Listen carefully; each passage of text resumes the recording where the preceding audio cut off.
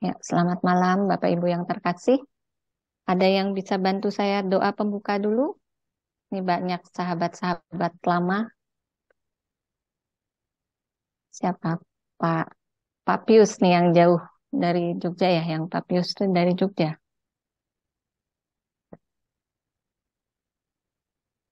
Pak Pius Oke, bisa siap. bantu? Iya, terima Siap-siap, kasih. Mbak Ya, Yunita. ya, makasih Pak. Baik, Silakan. Bapak Ibu sekalian, mari kita hening sejenak untuk berdoa. Dalam nama Bapa dan Putra dan Roh Kudus. Amin. Allah Bapa yang Maha Kuasa dan Kekal, kami bersyukur kepadamu karena pada malam hari ini kembali kami di dalam Zoom ini, dalam WA Group KKS Kelapa Gading, bertemu kembali untuk mendalami ajaranmu mengenai Maria dan Elizabeth yang akan disampaikan oleh Bu Rosita. Kami sungguh berterima kasih karena Bu Rosita mau memberikan dan membagikan pengetahuannya mengenai Maria dan Elizabeth kepada kami semua. Kami mohon kepadamu, berkatilah kami semua dengan Roh Kudus-Mu. Bimbinglah kami sehingga apa yang disampaikan dapat kami terima dengan baik sehingga dapat memperkuat iman kita, iman kami kepadamu. Dengan demikian namamu semakin dimuliakan. Berkati juga Bu Rosita, pelayanan-pelayanannya, keluarganya, kesehatannya, sehingga dapat selalu melayani dengan baik bagi semua yang ingin akan dilayani dan juga demi memuliakan namamu.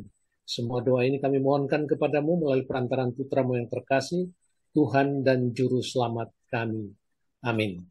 Kemuliaan kepada Bapa dan Putra dan Roh Kudus, seperti pada permulaan, sekarang selalu, dan sepanjang segala abad. Amin. Dalam nama Bapa dan Putra dan Roh Kudus. Amin. Amin. Terima kasih Pak Pius untuk doa pembukanya. Selamat malam Bapak Ibu Korwil, Kaling, pengurus KKS Lingkungan, teman-teman sahabat KKS, dan semua pencinta kitab suci yang dikasihi Tuhan. Apa kabar semuanya? Banyak juga yang sudah lama tidak jumpa, baru hadir kembali. Saya berharap kita semua dalam keadaan baik, sehat, dan sukacita. Kita berjumpa lagi di Rabu pertama bulan Agustus ini dalam acara Gokil, Go Kitab Suci Lingkungan. Seperti kita ketahui, Gokil adalah salah satu program dari Komisi Kerasulan Kitab Suci K3S KAJ yang diketuai oleh Romo Yosef Sutanto, ditujukan untuk seluruh umat Katolik, khususnya di lingkungan-lingkungan, agar semakin mengenal, semakin mencintai, dan semakin memahami kitab suci, sehingga umat dapat menghidupkan firman Tuhan tersebut dalam kehidupannya sehari-hari. Untuk itulah KKS Kelapa Gading mengadakan sosialisasi gokil untuk menghimbau terutama Bapak Ibu yang hadir menjadi motor penggerak untuk lingkungannya mengadakan gokil. Malam hari ini kita berjumpa dalam gokil bulan Agustus yang akan dibawakan oleh Ketua KKS Kelapa Gading yang pasti sudah kita kenal, Ibu Rosita Juwana. Selamat malam, Bu Rosita. Ya, selamat malam. Bu Rosita akan membawakan materi berjudul temanya Maria dan Elizabeth, diambil dari Lukas 1 ayat 39 sampai 56. Baik Bapak Ibu dan saudara-saudari yang terkasih, kita tidak usah berlama-lama, kita akan segera mendengarkan materi yang akan dipaparkan oleh Ibu Rosita. Silakan Bu Rosita. Ya. Terima kasih Bapak Ibu yang sudah berkenan hadir di Zoom KKS Kelapa Gading. Saya hari ini mendapat tugas untuk mensosialisasikan Go Kitab Suci Lingkungan. Seperti Bapak Ibu ketahui ya, ini bukan pengajaran ya. Kita ini mendapat tugas dari K3S KJ supaya lingkungan-lingkungan itu lebih mengenal kitab suci, lebih mengenal firman Tuhan, dan mereka mau bersharing di antara sesamanya di lingkungan, di wilayah. Jadi kita KKS Kelapa Gading ini selalu tiap bulan seperti Bapak ketahui ya, dalam setahun itu 9 kali kita mengadakan gokil. Jadi yang absen itu PI, eh, Paskah, ya, Prapaskah, bulan Kitab Suci, bulan 9, dan akhir tahun. Akhir tahun itu SKK yang mengadakan kelasuran keluarga ya, Bapak Ibu ya. Mari, temanya ini sebenarnya sudah diberikan oleh K3S. Makanya di sini kita sama-sama apa ya, walaupun kita sudah mengenal, pasti sudah mengenal dan mendengar tentang Maria dan Elizabeth, tapi pasti tiap kali kita membaca satu perikop, pasti kita mendapatkan sesuatu remahnya untuk kita renungkan. Semoga berguna untuk kehidupan kita. Ya Bapak Ibu ya, saya share screen dulu ya Bapak Ibu ya.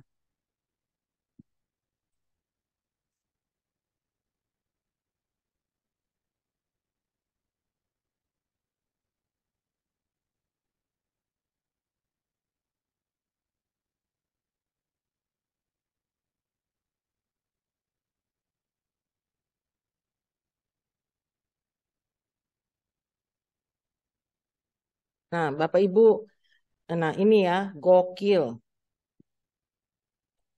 Gokil itu Go Kitab Suci Lingkungan.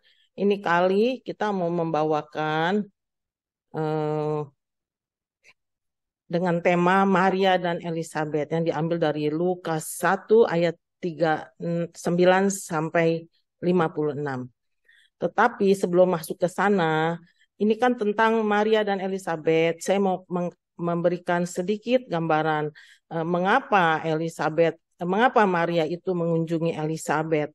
Itu karena kita lihat ya di perikop sebelumnya di Lukas 1 26 sampai 38. Kita lihat sekejap ya, sekilas ya, bahwa Maria itu mendapat kabar dari malaikat Gabriel ya,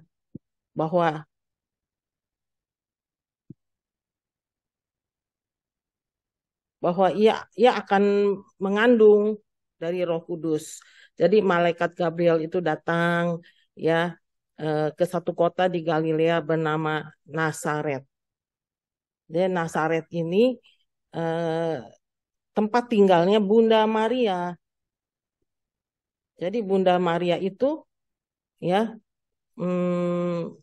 mendapat penampakan dari seorang malaikat bahwa ia akan mengandung apa? Mengandung dari Roh Kudus, mengandung seorang putra Allah. Waktu saat itu Maria itu adalah seorang remaja yang tidak mengerti apa-apa, tapi tiba-tiba didatangi oleh malaikat bahwa ia akan mengandung dari Roh Kudus. Dia bingung kan? Nah, bingung dengan kebingungannya itu ya dia tetap memberikan dirinya kepada Allah yang dia cintai bahwa apa yang terjadi terjadilah menurut kehendakmu. Ia mengatakan seperti itu.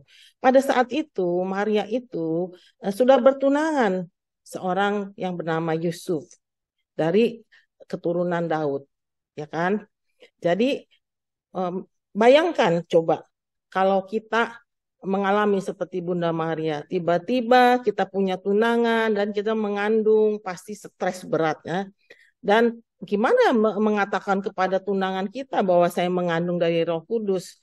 Pasti si tunangan kita itu pasti memikirkan kita tuh selingkuh atau kita tuh nakal gitu ya.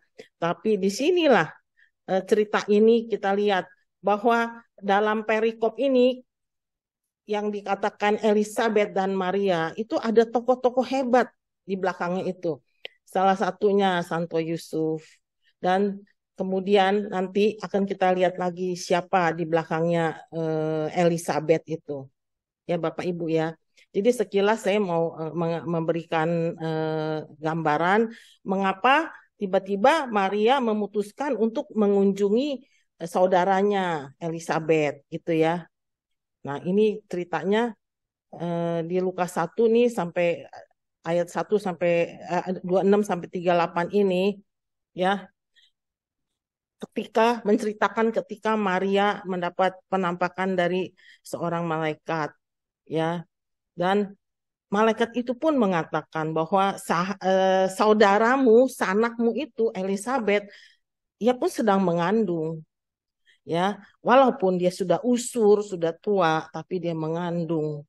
Jadi tidak ada yang mustahil bagi Allah itu. Malaikat itu mengatakan seperti itu. Barulah kita masuk nih sekarang nih ke perikop yang hari ini akan kita bahas ya. Hmm, di sini dikatakan ya bahwa Maria memutuskan untuk mengunjungi Elizabeth setelah dia mendengar perkataan dari malaikat itu. Dia mengunjungi Elizabeth saudaranya. Dia menempuh perjalanan jauh 130 kilometer ke pegunungan Yehuda. Bayangkan perjalanan begitu jauh dalam keadaan hamil. Jadi Bunda Maria udah mulai hamil tuh saat itu. Kita ketahui ya, ibu-ibu pasti merasakan ya hamil gimana susahnya bulan-bulan pertama. Mual, pusing, morning sick ya. Kalau saya sih morning sick tuh sampai 5 bulan tuh. Gak bisa ngapa-ngapain tuh. Ya, dia jalan loh. Jalan kaki jauh begitu, kita bisa kebayangan. Kalau kita pernah ke Yerusalem, kita bayangin ya, kita naik bis aja lelah sekali. Itulah Bunda Maria. Dia selalu begitu dapat kabar sukacita, entah sukacita atau tidak kita nggak tahu ya, saat itu pasti stres sama iya ya. Belum belum berarti itu kabar sukacita. Stres sama iya gitu ya. Tapi dia tetap kasih perhatian kepada saudaranya yang dikatakan sedang mengandung. Dia pergi jauh-jauh mengunjungi Elizabeth. Di sini kita bisa melihat perjumpaan dua bunda, karena dua-duanya sedang hamil. Satu mengandung putra Allah, Yesus, satu lagi mengandung Yohanes Pembaptis. Jadi dua-dua bunda bertemu ya di satu di tempatnya Elizabeth. Elizabeth kemudian ya kita tahu ya melahirkan Yohanes Pembaptis dan Bunda Maria melahirkan Yesus. Di sini dikatakan bahwa Yohanes Pembaptis itu konon dikatakan nabi dari perjanjian lama yang terakhir. Dan Yesus itu lahir jadi di perjanjian baru yang kita kenal ya. Jadi itu menjembatani perjanjian lama dan perjanjian baru. Itu sepertinya seperti itu ya Bapak Ibu ya. Kemudian kita lihat ya ini ayat 41 ya. Ketika Elizabeth mendengar salam dari Bunda Maria. Bunda Maria itu kan sudah mengandung Yesus. Dan Elizabeth penuh dengan Roh Kudus. Anak yang di rahimnya itu melonjak dan penuh dengan Roh Kudus. Kita membayangkan nggak? Saat itu belum ada sosmed, belum ada kitab suci.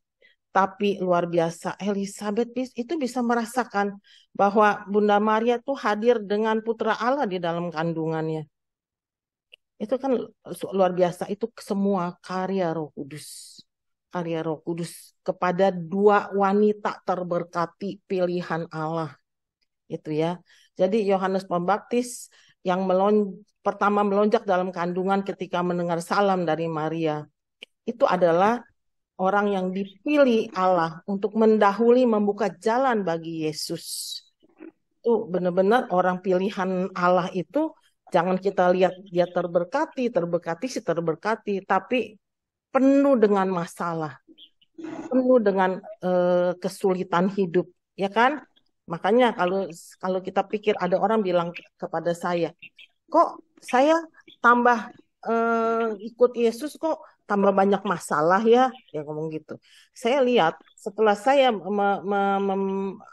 mulai merenungkan perikop ini, saya membayangkan, saya kontemplasi, saya membayangkan bagaimana setiap orang di dalam perikop ini yang akan kita bahas ini, Bunda Maria, Elizabeth, Yesus, Yohanes Pembaptis, Zakaria, itu semua penuh dengan kekhawatiran, udah pasti.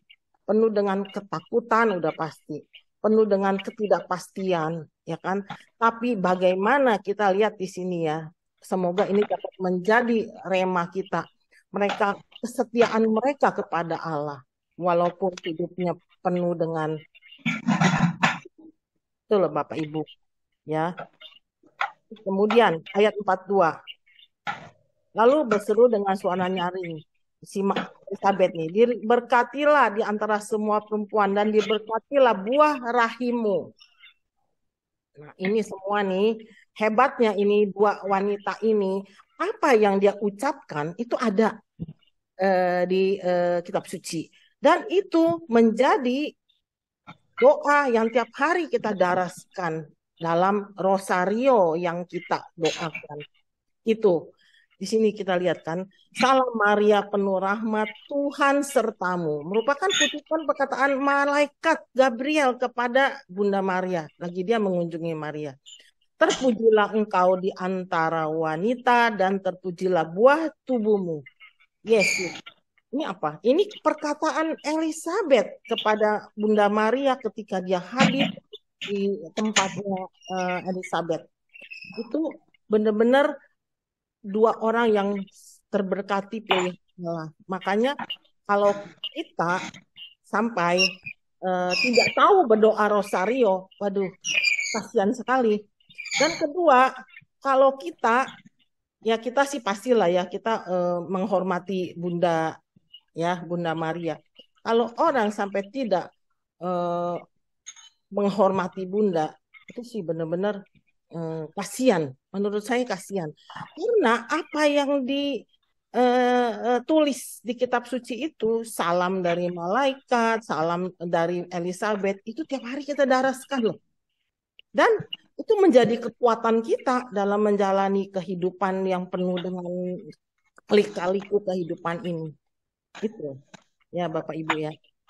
Dan kemudian di ayat 43 nih ya. Ya, siapakah aku ini sampai ibu Tuhanku datang mengunjungi aku? Sebab sesungguhnya ketika salammu sampai kepada telingaku, anak yang di dalam rahimku melonjak kegirangan. Jadi Lukas ini adalah satu-satunya yang mengatakan ibu Tuhanku. Jadi Yesus dalam kandungan sudah disebut Tuhan. Kalau bahasa Inggrisnya Lord, berarti memang dia sudah Lukas ini sudah menyatakan terang-terangan bahwa yang di dalam kandungan itu Tuhan. Coba Bapak renungkan dari perikop ini. Siapakah aku ini sampai ibu Tuhanku datang mengunjungi aku? Lukas mengatakan bahwa Elizabeth sudah mengetahui bahwa yang di dalam kandungan Maria itu Tuhan. Kita tidak mendapatkan pesan dari kitab suci secara mendetil apa yang terjadi saat itu. Tetapi ketika Elizabeth bisa mengatakan itu, kita percaya bahwa Roh Kudus itu hadir dalam diri dia, entah dia dalam mimpi, entah dia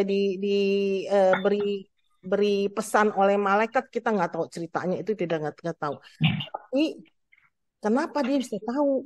Ketika Bunda Maria datang, dia mengatakan ibu Tuhanku. Dan dia bilang, ya salammu itu yang datang mengunjungi aku, ya sehingga membuat anak dalam rahimku melonjak kegirangan. Jadi si Yohanes Pembaptis.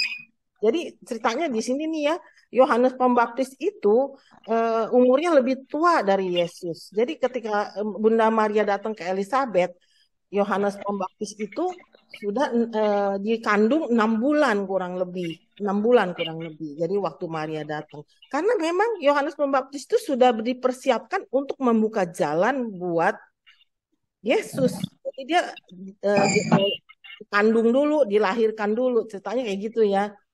Ya. Jadi Elizabeth itu begitu rendah hati. Ya, itu harus menjadi sikap kita juga. Beriman, rendah hati, humble, dan selalu mengikuti dorongan Roh Kudus. Jadi hidup ke arah kekudusan. Kita saleh, kita penuh kasih, ya kan? Itulah contoh seorang Elizabeth, ya kan? Kita jangan ngomong Maria dulu dah. Elizabeth begitu rendah hati sampai dia pun mengandung itu miracle. Apa yang dia kandung tuh miracle karena dia udah unsur bisa punya anak. Zakaria aja sampai tidak percaya, tapi dia tetap memuja Bunda Maria dan mengatakan Bunda Maria itu luar biasa. Ibu Tuhanku datang mengunjungi aku. Bagaimana rendah hatinya Elizabeth. Coba kalau kita, mungkin saya kalau jadi Elizabeth, lu mengandung, gue udah ngandung duluan. Gue juga dikasih miracle, bukan lu aja. Bisa kayak gitu ya. Mungkin bisa kayak gitu. Tapi dia begitu rendah hati. Dia nggak mikirin bahwa dia juga dapat mukjizat. Dia begitu mengagumi Bunda Maria. Gitu loh Bapak Ibu. Terus di ayat 45 ya kita lihat ya. Dan berbahagialah ia yang telah percaya. Karena dikatakan kepada dari Tuhan, apa yang dikatakan dari Tuhan itu akan terlaksana kalau kita percaya. Nah, ini dua orang wanita pilihan ini begitu luar biasa sampai dipilih Allah. Karena Allah memilih itu bukan kemasannya yang dilihat, tapi hatinya. Dua orang ini luar biasa. Dua orang yang rendah hati, dua orang yang penuh kasih, dua orang yang begitu setia kepada Allah walaupun dia tidak mengerti. Maria, nih lihat nih ya Maria, begitu dia hamil. Ini selanjutnya di perikop selanjutnya kan, dia mesti mengungsi segala gitu. Dan dia tidak percaya. Maria percaya walaupun tidak mengerti ketika diberi kabar akan mengandung oleh Roh Kudus, ya kan? Dan bagaimana dengan Zakaria? Kita lihat iman dua orang, satu teenager, satu orang tua, tapi imannya berbeda. Kenapa berbedanya? Zakaria itu tidak percaya ketika malaikat mengatakan istrinya akan melahirkan seorang anak yang harus diberi nama Yohanes. Dia tidak percaya karena dia sudah tua dan istrinya pun Elizabeth sudah usur. Dia punya anak, tapi bagi Tuhan tidak ada yang mustahil. Saya pernah mendengar ada seseorang mengatakan ya bahwa kehamilan Elizabeth itu juga karya Roh Kudus. Karena secara manusia sudah dimungkin umur segitu pasti sudah menopause. Zakaria pun udah begitu udah usur. Gimana dia bisa mendapatkan anak gitu. Tapi itulah karya Tuhan. Apapun yang terjadi tidak dijelaskan di kitab suci ya. Tapi kita imani bahwa kalau kita percaya mukjizat itu nyata. Gitu ya Bapak Ibu ya. Kalau kita percaya mukjizat itu nyata ya Bapak Ibu ya. Ini udah nyata-nyata nih ya. Sekarang kita lihat ya selanjutnya ya. Lukas, setelah mereka berdua bertemu, mereka begitu takjub, saling memuji, saling menyatakan kebesaran Tuhan. Itu dua wanita yang luar biasa. Kemudian Bunda Maria, walaupun dia tidak mengerti, dia tetap memuji Tuhan. Kita tahu kan di Lukas 1:46-56 itu pujian Maria. Jiwaku memuliakan Tuhan dan hatiku bergembira karena Allah juru selamatku. Sebab ia telah memperhatikan kerendahan hambanya. Itu kan? Orang yang rendah hati itu diperhatikan sama Tuhan. Rendah hati bukan rendah diri ya. Rendah diri itu minder. Rendah hati itu humble. Jadi sesungguhnya mulai dari sekarang segala keturunan akan menyebut aku berbahagia karena Yang Maha Kuasa telah melakukan perbuatan-perbuatan besar kepadaku dan namanya adalah kudus. Luar biasa kan? Dia begitu setia sama Tuhan walaupun penuh dengan penderitaan. Saya percaya dia penuh penderitaan. Saya hamil aja stres. Tapi dia hamil itu penuh dengan penderitaan, dicerca orang, pastikan nggak punya suami, punya anak, bayangin coba. Di sini ya, kita bisa lihat ya, bahwa ketika Maria mendapat kabar, langsung dia pergi mau memberikan kabar sukacita kepada Elizabeth sambil menjenguk Elizabeth yang dikatakan telah hamil. Kita mesti mencontoh seperti ini. Kadang-kadang ya saya lihat ya, kalau kita melihat seseorang sukses, kita selalu pikirnya negatif. Kita selalu ngomong negatif. Jujur ya, saya itu bukan orang pinter. Ketika saya terpilih jadi ketua KKS, banyak ngomongan yang sampai ke saya. Rosita itu nggak salah jadi ketua KKS, di kelas tidur melulu katanya. Tapi saya nggak marah karena saya tahu Tuhan memilih itu juga dikasih tugas, bukan buat kita tidur nyenyak ya kan. Tapi di sini saya belajar loh dari Bunda Maria. Jangan sekalipun kita itu menghujat orang yang kita tidak tahu dia punya story, ya kan? Coba kalau kita kalau zaman sekarang Maria gitu, pasti udah habis dia digosipin sama ibu-ibu, ya kan? Binal lah, hamil di luar nikah lah, itu litaninya panjang sekali tentang kejelekan Bunda Maria, ya kan? Nah, dia dapat mukjizat dari Allah. Orang nggak ngelihat positifnya. Kenapa dia dipilih Allah? Itu saya ngalami. Waktu itu saya sempat bete juga dengar kata-kata negatif tentang tentang saya gitu ya. Tapi tapi saya pikir kita belajar. Orang gituin kita, kita tidak boleh seperti itu. Kita belajar seperti Bunda Maria. Kita harus mewartakan, memberikan kabar sukacita. Bersyukur kalau orang lain sukses. Bersyukur kalau orang lain lebih hebat dari kita. Karena memang dia dipilih Tuhan sesuai dengan porsinya. Kita lihat dia hebat, tapi kita percaya Tuhan beri dia tugas yang juga sesuai dengan kapasitas dia. Tidak mudah benar-benar, Bapak Ibu. Benar-benar lihat bercermin dari Maria dan Elizabeth itu tidak mudah. Banyak orang mungkin pikir, wah iri hati terhadap mereka. Tapi kita tahu pilihan Tuhan itu bukan tidur nyenyak dikasih tugas yang kita juga nggak tahu apa tugasnya gitu ya. Nah sekarang itu satu Bunda Maria ya, dia memuji. Sebenarnya wanita-wanita baik di perjanjian lama maupun perjanjian baru itu luar biasa. Mereka penuh penderitaan tapi selalu memuji Tuhan. Itu yang saya juga lagi belajar. Dalam keadaan susah pun saya mau memuji Tuhan. Memang kadang-kadang tidak bisa keluar dari mulut. Doa pun keluh, lidah keluh. Tapi kita mesti belajar dari Bunda Maria. Belajar juga dari Hana nih. Hana pun sama. Dia tidak punya anak, dia mandul, suaminya kawin dengan seorang wanita, punya anak 3 kalau nggak salah. Dia tidak punya anak, dia tiap hari curhat sama Tuhan. Dia begini, begitu. Dan istri kedua suaminya itu tuh membuli dia, jahat sama dia. Sampai suatu hari Tuhan mendengar doanya dia dikasih seorang anak. Anaknya itu Samuel. Dan dia berjanji sama Tuhan kalau dia punya anak Samuel itu akan dia serahkan kepada Allah. Dan dia komit dengan apa yang dia janji itu. Ya, setelah anaknya mulai lahir ya, setelah anaknya lahir dia serahkan kepada Tuhan. Ya, dia juga memuji Allah nih. Ya, pujian Hana itu adalah serupa tak sama dengan pujian Bunda Maria. Dua wanita-wanita hebat di kitab suci itu selalu memuji Tuhan, ya kan? Pujian Hana coba ya kita lihat. Tuhanku hebat, Tuhanku dahsyat. Tuhan membuat orang jadi kaya. Ia merendahkan, ia meninggikan, ia menegakkan orang yang hina. Ia mengangkat orang yang miskin, yang rendah hatinya dari dalam lumpur. Ia mendudukkan orang pilihannya bersama dengan para bangsawan. Kau Tuhan sanggup mengubah air menjadi anggur, anggur yang manis dalam hidupku. Kau Tuhan sanggup mengubah ratap-ratapku kini menjadi tarian indah bagimu.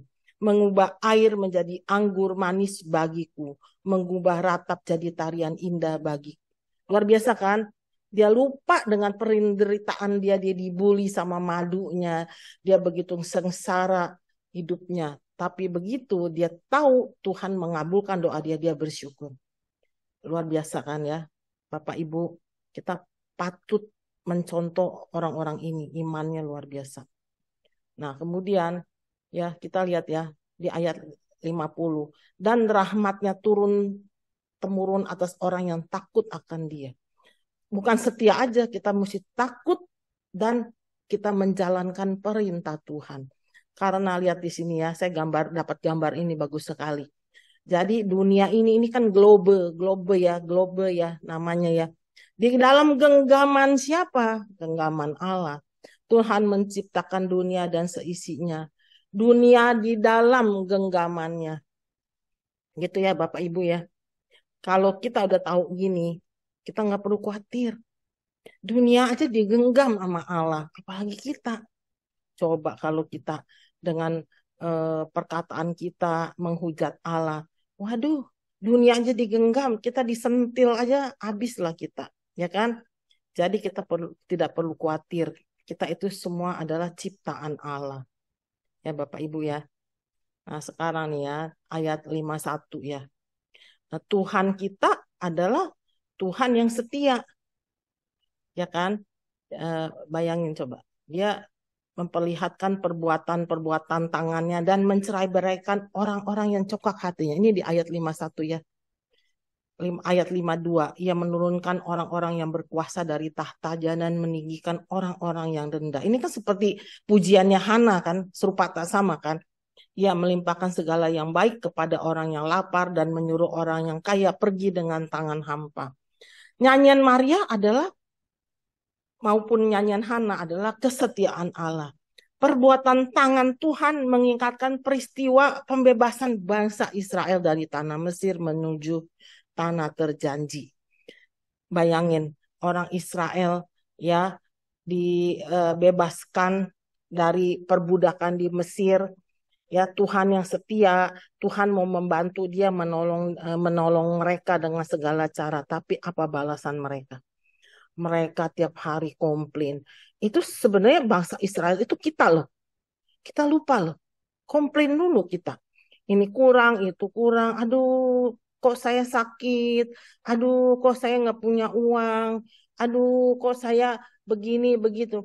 Kalau kita tiap hari mau mengeluh, ya kita nggak bahagia lah. Tapi kalau kita ingat bahwa ikut Yesus itu bukan jalan tol, bukan selalu taman bunga, tapi Tuhan berjanji ia akan mendampingi kita sampai kapanpun kita ada damai sejahtera, Bapak Ibu. Coba dah kalau tiap hari bangun tidur kita penuh dengan komplain, nggak bahagia aja. Tapi kalau kita bersyukur walaupun aduh saya hari ini sakit, ya Tuhan semoga penyakit ini dapat memuliakan namamu. Nggak mudah kan? Tapi kalau kita coba, aduh sakit kepala, ya Tuhan sembuhkan saya. Ya kalau memang belum bisa sembuh ya semoga dapat memuliakan namamu. Dan kemudian tiba-tiba kita sembuh tanpa makan obat, itu kan berarti kemuliaan Tuhan gitu. Contohnya kayak gitu ya Bapak Ibu ya. Kalau kita komplain terus, oh, hidup gue susah, tapi percaya tidak percaya, apa yang kita komplain, apa ngomongan negatif kita, itu doa kita. Sehari itu pasti. Pernahkah Bapak Ibu rasakan ketemu orang yang gak beres, urusan tambah gak beres. Ini bikin kesal, itu bikin kesal. Benar loh, itu saya pernah ngalami kayak gitu. Makanya saya berusaha kalau bangun tidur, itu hari ini saya mau sukacita lah. Ada aja kadang-kadang ketemu yang halangan itu, tapi saya berusaha selalu ingat bahwa ikut Yesus itu memang tidak mudah. Jadi saya udahlah, saya nggak mau anggap itu masalah. Lewat juga sehari-sehari kita bisa sukacita gitu loh Bapak Ibu. Ya Bapak Ibu ya. Nah sekarang ya ayat 54. Eh, ya, ia menolong Israel hambanya karena ia mengingat rahmatnya. Seperti yang dijanjikannya kepada nenek moyang kita, kepada Abraham dan keturunannya untuk selama-lamanya. Janji Allah kepada Abraham di Kejadian 12-22 itu janji Allah disebut di situ semua ya. Abraham itu luar biasa. Bapak Ibu coba bayangin ya Bapak Ibu ya. Coba Bapak Ibu bayangin ya. Abraham itu zaman itu dia itu kan nggak tahu. Dia nggak tahu Allah itu siapa. Dia nggak tahu. Tapi Allah itu berjanji dia akan diberikan keturunan seperti pasir di pantai. Dia akan dikasih tanah terjanji. Tapi dia nggak tahu. Itu buat dia nggak tahu. Kita aja udah ada kitab suci, bisa baca, banyak buku, banyak pengajar yang hebat-hebat. Kita aja masih penuh dengan misteri. Apalagi zaman Abraham. Dia tidak punya anak. Aduh Allah, lu janjiin gue punya anak banyak. Sekarang aja istri gue mandul nggak punya anak. Tapi di sini kita lihat Sarah Sarah itu goyang imannya. Dia menggoyang Abraham, suruh Abraham ambil seorang wanita untuk jadi istrinya melahirkan anak. Karena dia berasa bahwa janji Tuhan itu cuman ini memberi harapan palsu gitu. Karena dia udah tambah tua aja dan dia tidak punya anak, dia suruhlah suaminya menikah. Timbul problem baru. Akhirnya dapatlah anak Ismail. Akhirnya dia frustrasi sendiri. Coba Bapak Ibu pikirkan. Itu kita loh. Kita tidak sabar dengan janji Allah. Akhirnya kita mencari Allah-Allah lain. Itu kan sama si Sarah. Ya kan? Dia suruh suaminya kawin. Create problem kan? Akhirnya dia marah sendiri. Itu kita loh, Bapak Ibu. Bagaimana bandingkan saat itu ya dengan pas kita baca tadi Bunda Maria. Dia juga tidak mengerti. Tapi dia terima janji Allah kepada dia. Dia jalanin. Dia dapat apa? Kehidupan kekal, kemuliaan. Sarah penuh dengan problem. Karena dia tidak percaya janji Tuhan itu bullshit lah katanya. Gue udah tambah tua, kapan punya anak, satu aja nggak dapet, bilangnya seperti pasir di pantai. Tuhan ngomong kosong aja, ya kan? Dia suruh suaminya menikah. Dan suaminya itu mendengarkan kata istrinya. Seperti kita tahu kan, di balik kesuksesan seorang laki itu ada perempuan. Di balik kehancuran seorang laki juga ada perempuan. Kita tahu banyak teori, banyak kenyataan kan. Salah satunya yang lagi viral akhir-akhir ini, seorang istri membuat suaminya membunuh seseorang, ya kan? Itu dengan Sarah, seorang suami yang setia, akhirnya bisa goyang, dia cari perempuan lain, ya kan? Tapi memang apa yang istrinya minta itu ya Abraham pikir enak juga nih punya istri lain nih.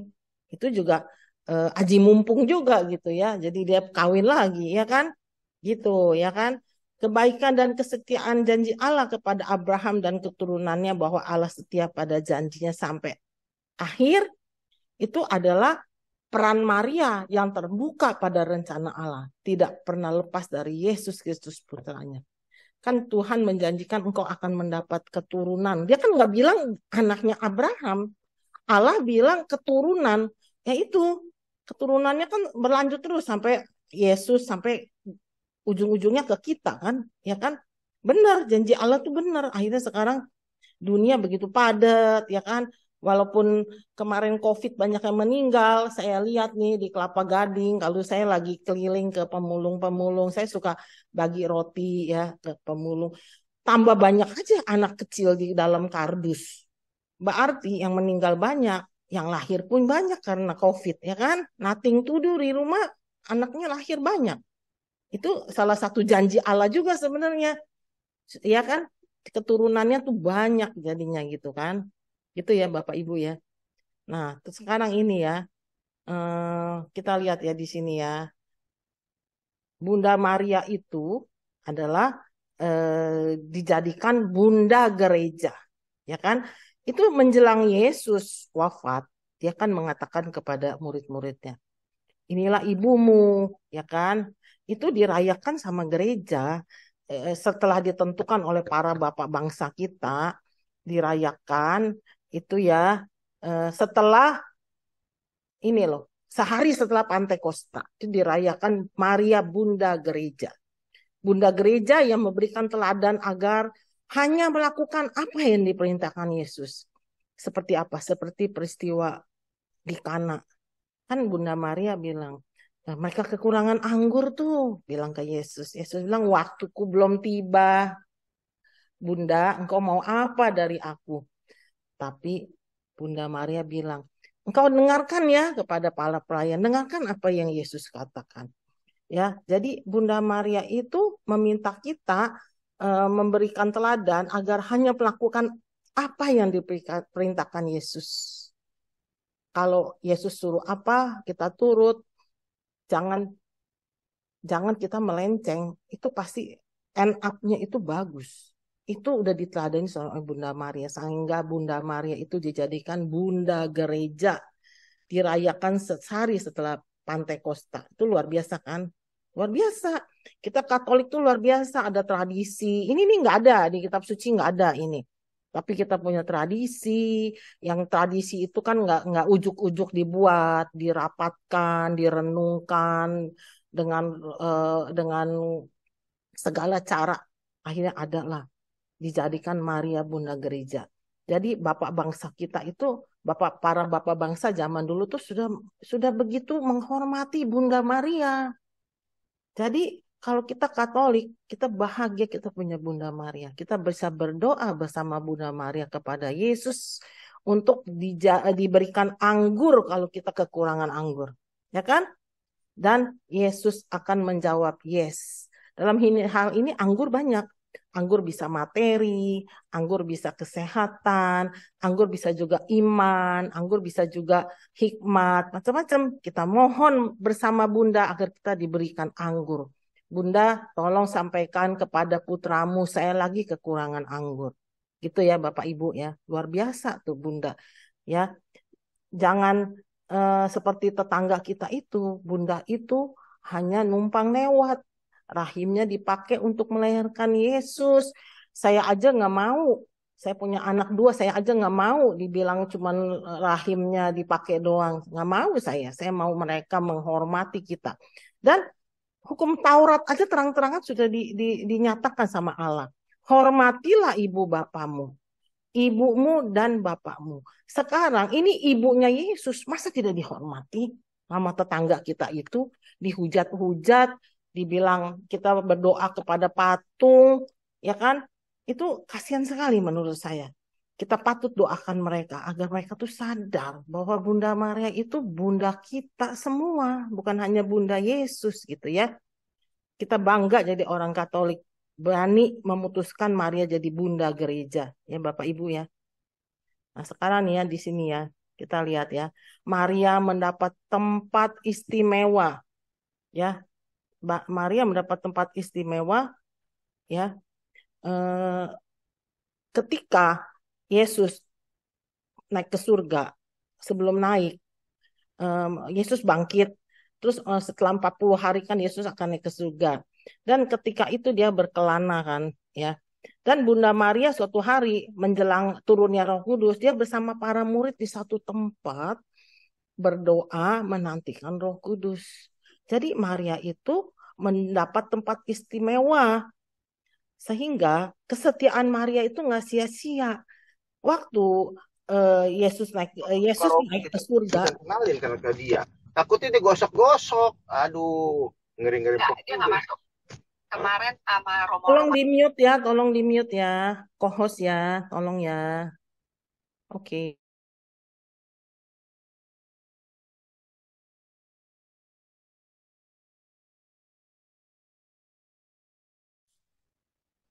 Sekarang nih Bunda Maria naik ke surga, diangkat ke surga kalau Bunda Maria. Bunda Maria itu manusia. Tuhan Yesus itu Allah, dia bisa naik sendiri ke surga.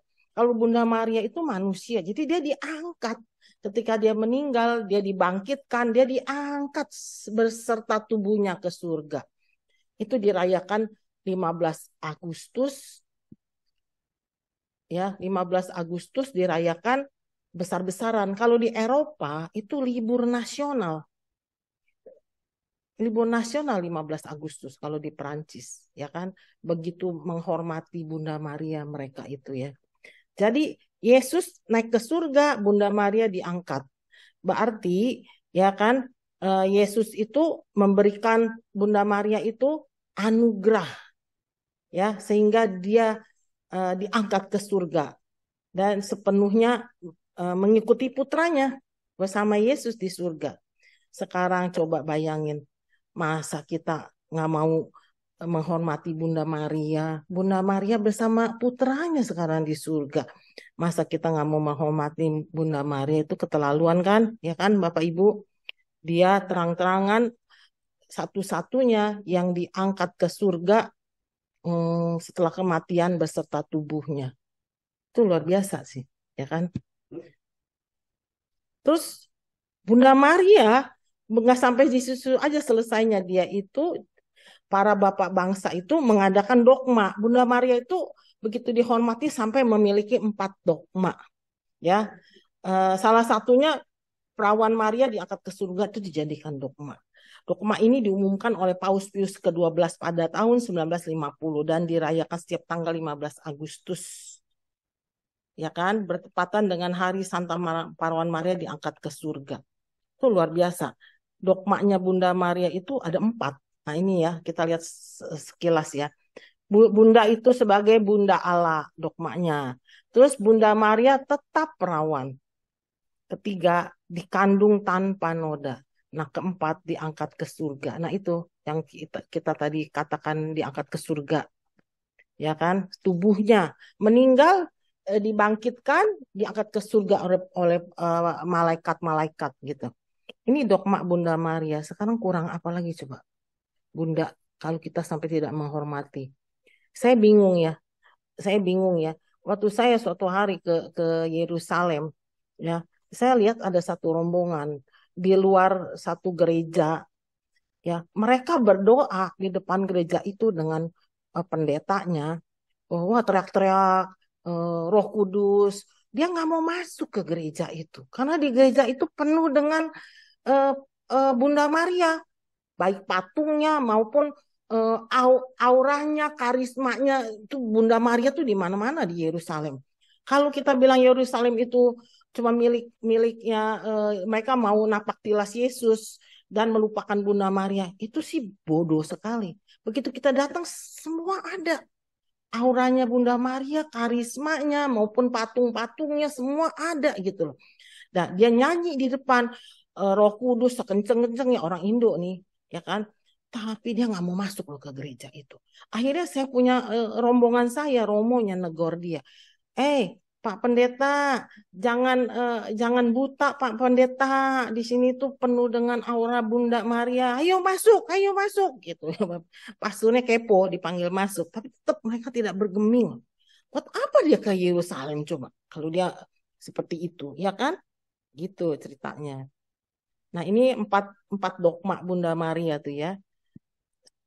Terus, nah, hebatnya lagi, Bunda Maria nih hebatnya lagi, ya. Melalui Bunda Maria kita menemukan Yesus. Through Jesus, through Mary, ya kan? Melalui Maria menemukan Yesus, ya kan? Jadi kita perjalanan manusia jatuh bangun, bertobat, berdosa, bertobat melalui Maria yang taat dan setia kepada Allah, selalu mengingatkan, mendampingi, mendoakan sehingga manusia sampai kepada Yesus Kristus agar beroleh kepenuhan hidup. Iya, melalui Maria itu kita menemukan Yesus. Rosario itu jangan bilang kita hanya berdoa bersama Bunda. Ya, dalam Rosario itu coba Bapak Ibu lihat, yang didoakan apa? Bapa kami, ya kan, Salam Maria 10, Bapa kami, kemuliaan, semua menunjukkan kita begitu berdoa kepada Yesus, kepada Trinitas melalui bundanya. Itu kan luar biasa kan Bunda kita kan, gitu. Terus kita lihat kan ya, kalau kita berdoa Rosario, peristiwa gembira pertama Maria mendapat kabar, ya kan? Peristiwa gembira kedua Maria mengunjungi Elizabeth, itu udah termasuk dari Rosario itu. Itu peristiwa-peristiwa ini tercatat di kitab suci, 2 peristiwa itu, ya kan? Kalau orang tidak menghormati Bunda Maria, sekali lagi saya katakan itu dia melihat tapi buta, mendengar tapi punya telinga tapi tidak mendengar. Itu kan ada firmannya. Itu salah satunya ditujukan kepada mereka-mereka itu, gitu loh ya, gitu. Terus nih, waktu saya ke Yerusalem, bayangin ya, ini rumahnya Elizabeth. Ketika Elizabeth dikunjungi Bunda Maria, sekarang jadi gereja besar. Dan kita di dalamnya kita tidak bisa foto karena mosaik semua. Ini dari luar saya foto nih ya. Ini nih gerejanya tuh besar. Ini dulu spotnya Bunda Maria mengunjungi Elizabeth. Sekarang dijadikan gereja besar. Nanti Bapak Ibu kalau ada kesempatan, saya terakhir nih mengunjungi ini. Dulu yang pertama saya pergi saya tidak mengunjungi tempat ini. Jadi eh, bagaimana kita orang-orang itu tidak menghormati Bunda Maria? Coba semua ada spotnya dia, semua ada auranya dia, ada karismanya dia gitu loh.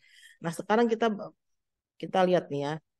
eh, Sebelum refleksi kita saya mau sekedar mengingatkan tentang Zakaria. Zakaria belum kita bahas ya. Zakaria itu siapa? Dia seorang imam yang udah tua, tiap hari di bait Allah. Tapi eh, ketika dia dipilih untuk mendapatkan seorang anak Yohanes Pembaptis, dia tidak percaya. Dia mengimani Yesus. Dia mengimani Allah. Ya, waktu itu kan Yesus belum lahir, dia mengimani Allah dan dia itu menjaga bait Allah. Dan pasti orang suci kan, menurut saya orang kudus gitu kan ya, hidupnya ke arah kekudusan gitu kan ya. Tapi tetap aja dia tidak percaya ketika dikatakan dia akan mendapatkan seorang anak, ya kan? Akhirannya apa yang terjadi dengan Zakaria? Ini sebenarnya dibahas di perikop selanjutnya ya. Jadi dari K3S ini hanya dibahas tentang Maria dan Elizabeth. Tapi saya mau kasih gambaran. Begitu dia tidak percaya, dia bisu. Jadi selama istrinya hamil, dia bisu. Sampai anaknya lahir, dia kan bisu. Terus memang udah dikatakan kepada Elizabeth dan Zakaria bahwa anaknya itu harus diberi nama Yohanes. Tapi karena dia tidak percaya, dia bisukan. Begitu menjelang lahir kan ditanya, engkau mau beli nama apa buat anakmu? Biasa kan ada nama bapaknya disebut dong, nama Zakaria, nama siapa, bin apa. Dia langsung bilang Yohanes. Begitu dia mengatakan Yohanes, langsung lidahnya tidak kaku lagi, dia dapat bicara. Itu intinya apa? Hati-hati Bapak Ibu kalau kita tidak percaya. Miracle itu terjadi dalam hidup kita sehari-hari, tapi kita seringkali tidak percaya. Akhirnya apa? Lewat, tidak terjadi. Dan miracle itu akan terjadi sesuai yang kita imani. Sekarang Elizabeth mengandung, walaupun Zakaria tidak percaya, yang dihukum Zakaria. Karena Elizabeth itu udah pilihan Allah untuk membuka jalan buat Yesus, anak yang dikandung Elizabeth. Jadi walaupun Zakaria tidak percaya, tetap aja Allah memilih Elizabeth untuk melahirkan Yohanes Pembaptis gitu ya. Tapi kalau di zaman kita berdoa, tapi hati kita ragu-ragu, tidak percaya, tidak terjadi itu miracle. Ya kan? Untung-untung kita nggak dibuat bisu seperti Zakaria. Ya kan? Tapi doa kita tidak akan dikabulkan karena iman kita itu goyang gitu loh ya, Bapak Ibu ya. Itu hati-hati. Iman itu berperan besar sehingga terjadi mukjizat gitu loh Bapak Ibu. Nah, sekarang kita refleksi nih ya, refleksi. Bagaimana meneladani ketaatan dan kesetiaan Maria saat mengalami kegoncangan iman. Bahkan sampai kehilangan arah. Apa yang seharusnya dilakukan? Terus ketika mengalami kesulitan dalam hidup atau kesulitan dalam hal berdoa, pernahkah menggantikannya dengan mendaraskan kidung Maria yang tadi bersyukur? Itu nggak mudah. Saya juga nggak pernah melakukannya.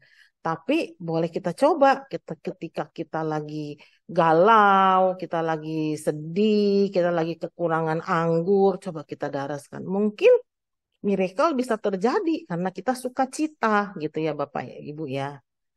Gitu. Nah, ini refleksi ini akan coba ya kita Bapak Ibu lihat coba. Nanti kita sharing ya.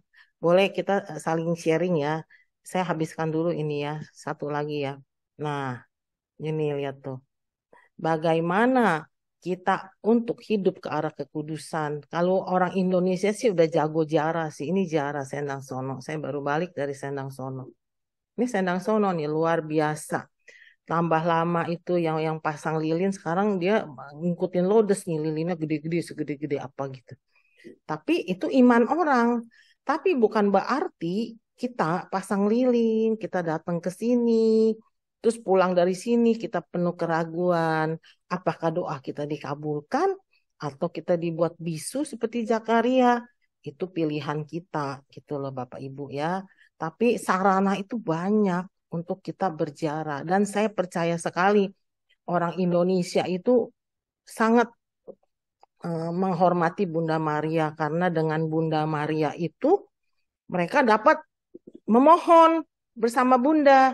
Jadi ada perkataan bahwa umat kita itu lebih suka rosario daripada membaca kitab suci. Padahal rosario itu devosi. Kitab suci itu benar-benar firman Allah. Dua hal yang berbeda. Makanya kita di KKS ini, saya tetap bertahan untuk tiap Rabu adakan Zoom itu. Supaya umat-umat itu mulai tambah lama tambah mencintai kitab suci. Devosi itu nggak salah. Tapi Bunda Maria pun berdoa kepada putranya. Putranya itu firman. Firman yang hidup itu ada di kitab suci gitu loh Bapak Ibu. Jangan salah kaprah. Kalau rosario rame, yang berdoa sampai berlapis-lapis memohon. Tapi kalau kitab suci, waduh, ya udah geleng dulu, ya kan?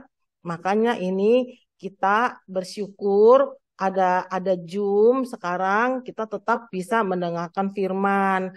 Makanya Bapak Ibu rajin-rajinlah masuk ke Zoom KKS ini tiap Rabu ada sarana. Jangan tinggalkan devosi, tapi jangan juga melupakan yang utama itu Yesus sendiri.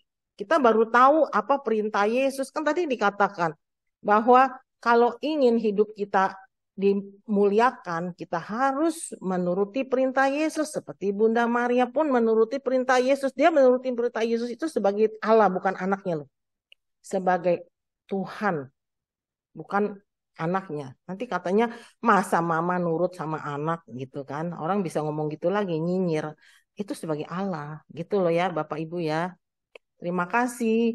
Saya stop share-nya ya, kita sharing ya.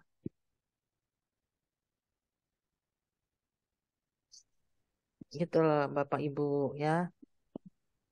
Kalau ada yang mau sharing silakan. Kalau ada yang mau ditanyakan juga silakan. Kalau saya bisa jawab, saya jawab. Di sini banyak para pakar, tenang aja. Terima kasih Bu Rosita untuk pemaparan gokil bulan Agustus malam ini tentang dua perempuan istimewa pilihan Allah, Maria dan Elizabeth. Tentu banyak teladan dari dua wanita hebat ini bagi kita, di mana mereka tetap setia dan percaya penuh pada kehendak Allah. Walau tidak mudah, tapi tetap mereka terima, mereka jalankan dengan taat, dengan rendah hati, dan melakukan semuanya dengan iman yang luar biasa. Baik, sekarang waktunya bagi Bapak Ibu yang mau sharing, mau menambahkan, mau bertanya, silahkan. Bisa membuka mic-nya. Silakan Bapak Ibu kalau mau sharing. Mari. Saya sharing dulu deh ya.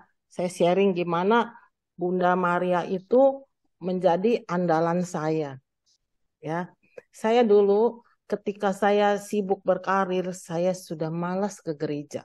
Makanya kenapa saya tuh bilang, waduh, saya sudah melakukan hal yang salah dulu.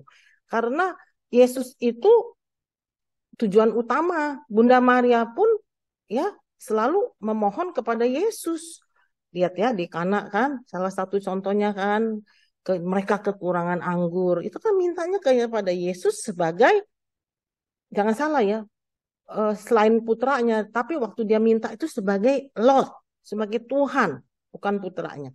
Jadi ketika saya berkarir, saya sudah malas ke gereja karena saya merasa hari Minggu itu hari saya buat istirahat. Saya sudah capek dalam seminggu, saya tidak mau ke gereja. Padahal waktu itu, jadi waktu saya memutuskan menikah dengan suami saya itu Kristen. Dan mestinya saya yang menjadi ini dong ya, menjadi contoh buat dia supaya dia ke gereja kan, ke gereja Katolik. Waktu itu Kristen dan kita kawin beda agama gitu ya. Dia Kristen, saya Katolik. Ketika saya kenal sama suami saya, begitu saya lihat dia KTP-nya Kristen, ya, karena dia kebetulan saya kenal dia di bank. Saya waktu itu kerja di bank, dia salah satu customer saya.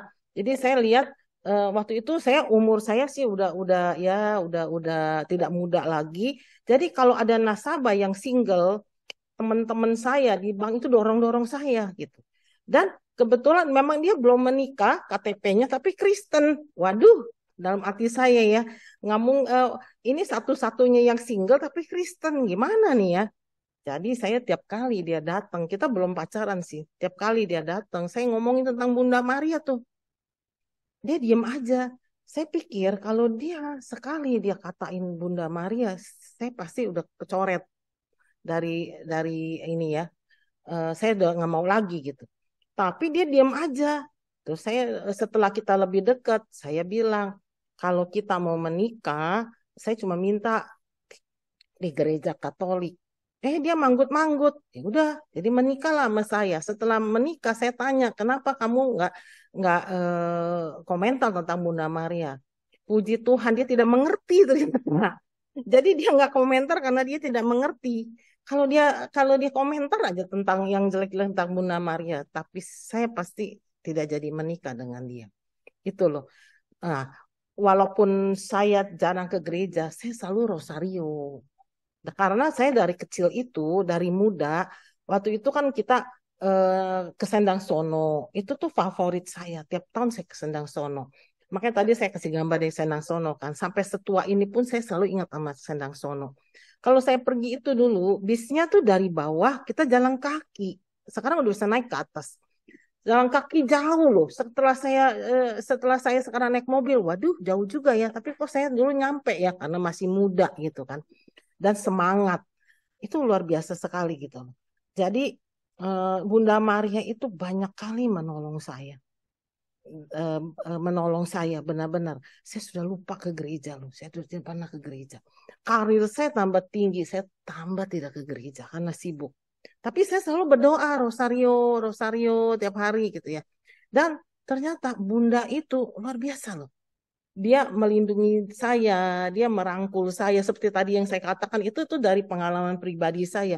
Saya orang berdosa, dia tarik saya supaya saya bertobat, dia tarik saya supaya saya kembali ke pangkuan gereja gitu. Dia kan Bunda gereja kan. Itu yang saya alami. Makanya ya Bapak Ibu ya, kalau sekarang ada di antara Bapak Ibu yang tidak pernah menyentuh rosario, mulailah rosario. Rosario itu ya nggak perlu yang macam-macam menurut saya. Sekarang kan rosario banyak benar ya. Rosario pembebasan, rosario ini, rosario itu. Cukup rosario yang biasa itu kita tekuni, itu udah luar biasa. Karena di situ tercantum semua apa yang tercantum di kitab suci. Dari kelahiran Yesus sampai Yesus wafat, sampai Yesus naik ke surga, ada semua di situ. Coba kalau kita renungkan. Kita renungkan sambil rosario, itu udah mencangkup semua. Nah itu kenapa saya cerita di sini. Pengalaman pribadi. Kalau saya tidak rosario saat itu, saya mungkin udah nggak ada di sini nih.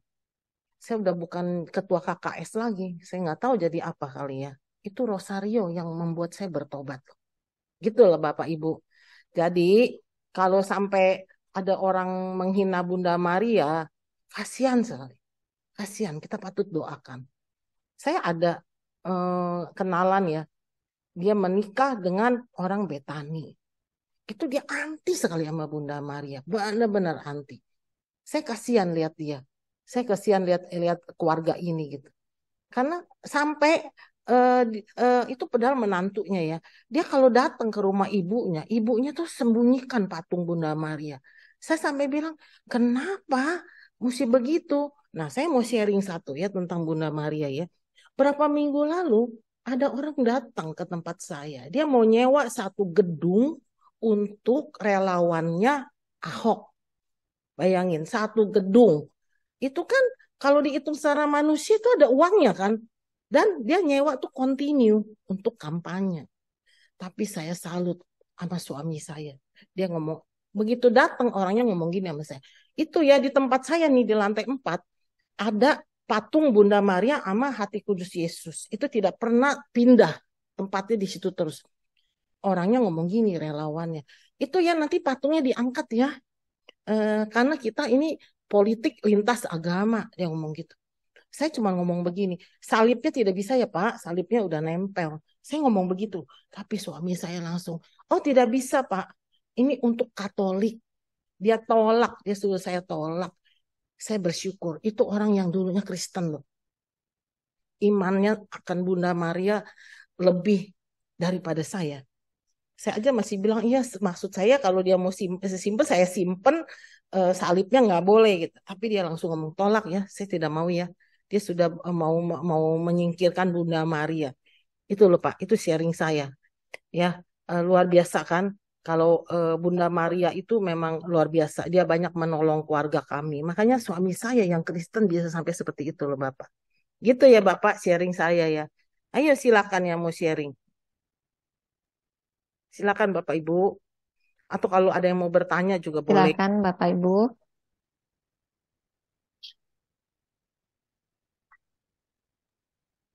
Hello. Ya, Ya, Bu Emily. ya, pertanyaan saya, sewaktu Bunda Maria itu diangkat ke surga, dia hidup atau mati?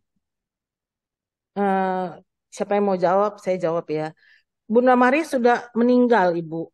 Dihidupkan, kembali, terus dibawa ke surga.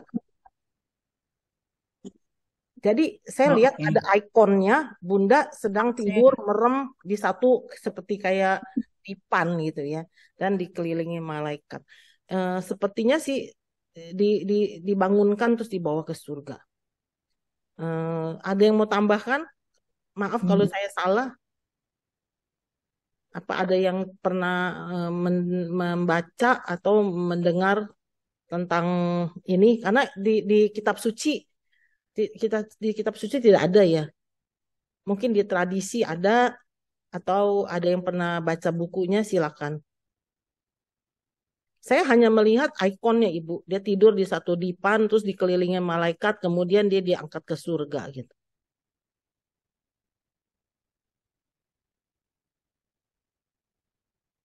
Gitu ya Ibu ya. Karena eh, apa ya nggak pernah ada yang tahu secara jelas, tapi kita kan berdasarkan apa yang kita pernah pernah ketahui gitu ya. Bapak Ibu kalau ada yang tahu silakan info ya. Kalau hari ini nggak tahu boleh, kalau dapat info boleh ya. Nanti kapan ada kesempatan kita kita saling sharing gitu ya, Bapak Ibu ya. Terima kasih Ibu. Jadi satu PR nanti saya akan tanya lebih dalam ya Ibu ya. Ayo yang lain. Papius nih, Papius. Sharing Papius, bagaimana Ya, hebatnya siap Bu Bunda Rosita. Maria? Ya, silakan. Yes. Baik. Yang nanti terakhir itu saya akan coba ya Bu, karena saya pernah mendapat cerita dari teman seorang Ortodoks, gereja Ortodoks tapi apostolik yang menjelaskan tentang Maria itu. Yang pertama begini Bu Rosita, tadi Ibu menjelaskan mengenai ayat 53, itu di situ saya tertarik sekali karena Israel baru itu sebenarnya kita umat Kristen yang percaya kepada Yesus Kristus. Nah, pada umumnya kita itu selalu bertanya-tanya, kenapa itu orang Israel perjanjian lama maupun perjanjian baru, terutama perjanjian lama, itu selalu mengkhianati Yesus. Maaf, selalu melawan perintah Allah. Sehingga mereka buang, dan sebagainya. Tetapi kalau kemudian apa yang tadi disampaikan oleh Bu Rosita, kemudian kita refleksikan bahwa kalau kita itu sebenarnya adalah Israel baru dalam perjanjian lama maupun perjanjian baru, maka kita tidak beda dengan mereka. Kita itu banyak dosa loh, Bu.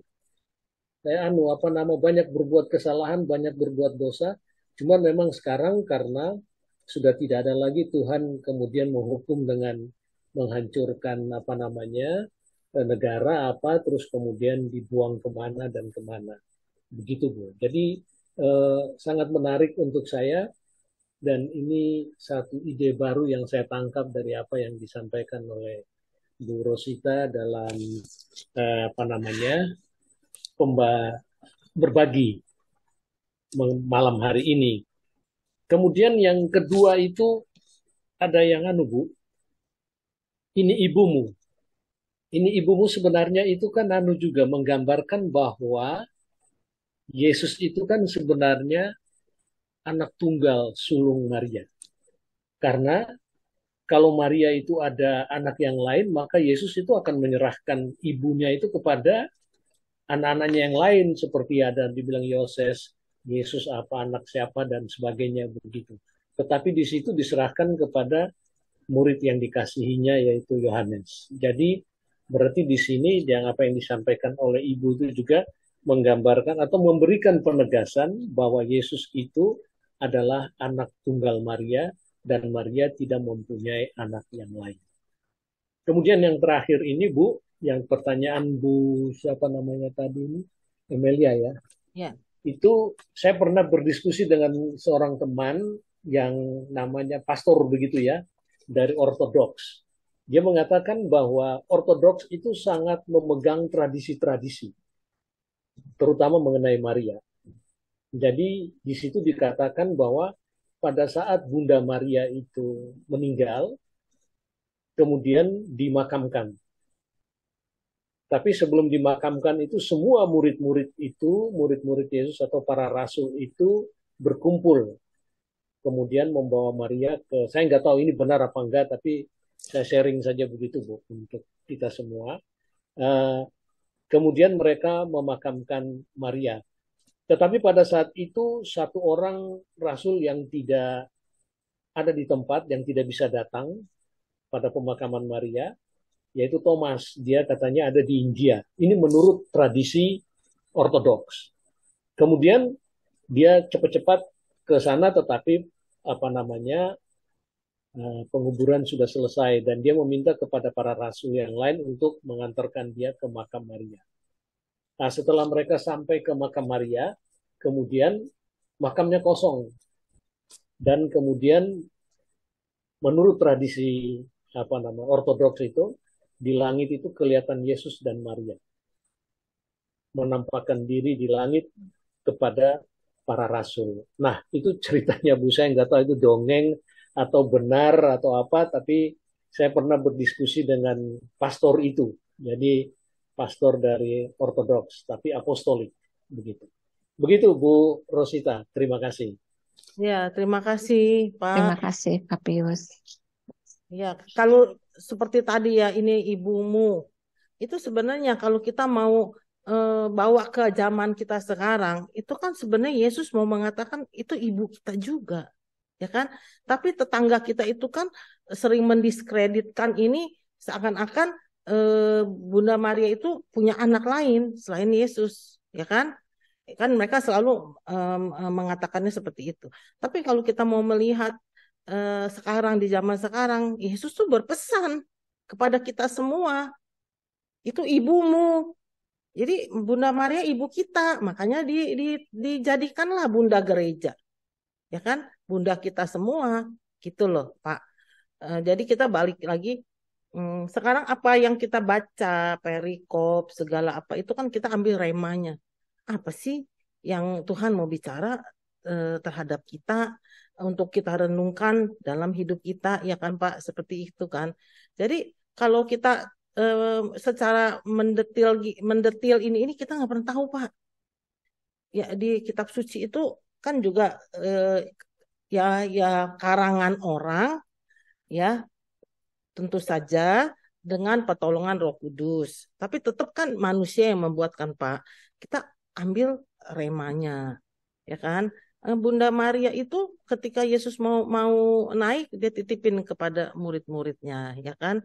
Berarti kan dititipin juga kepada diberikan juga kepada kita supaya kita menjadikan Bunda Maria itu ibu kita. Jadi ibu kita gitu, ya kan? Gitu loh, Pak.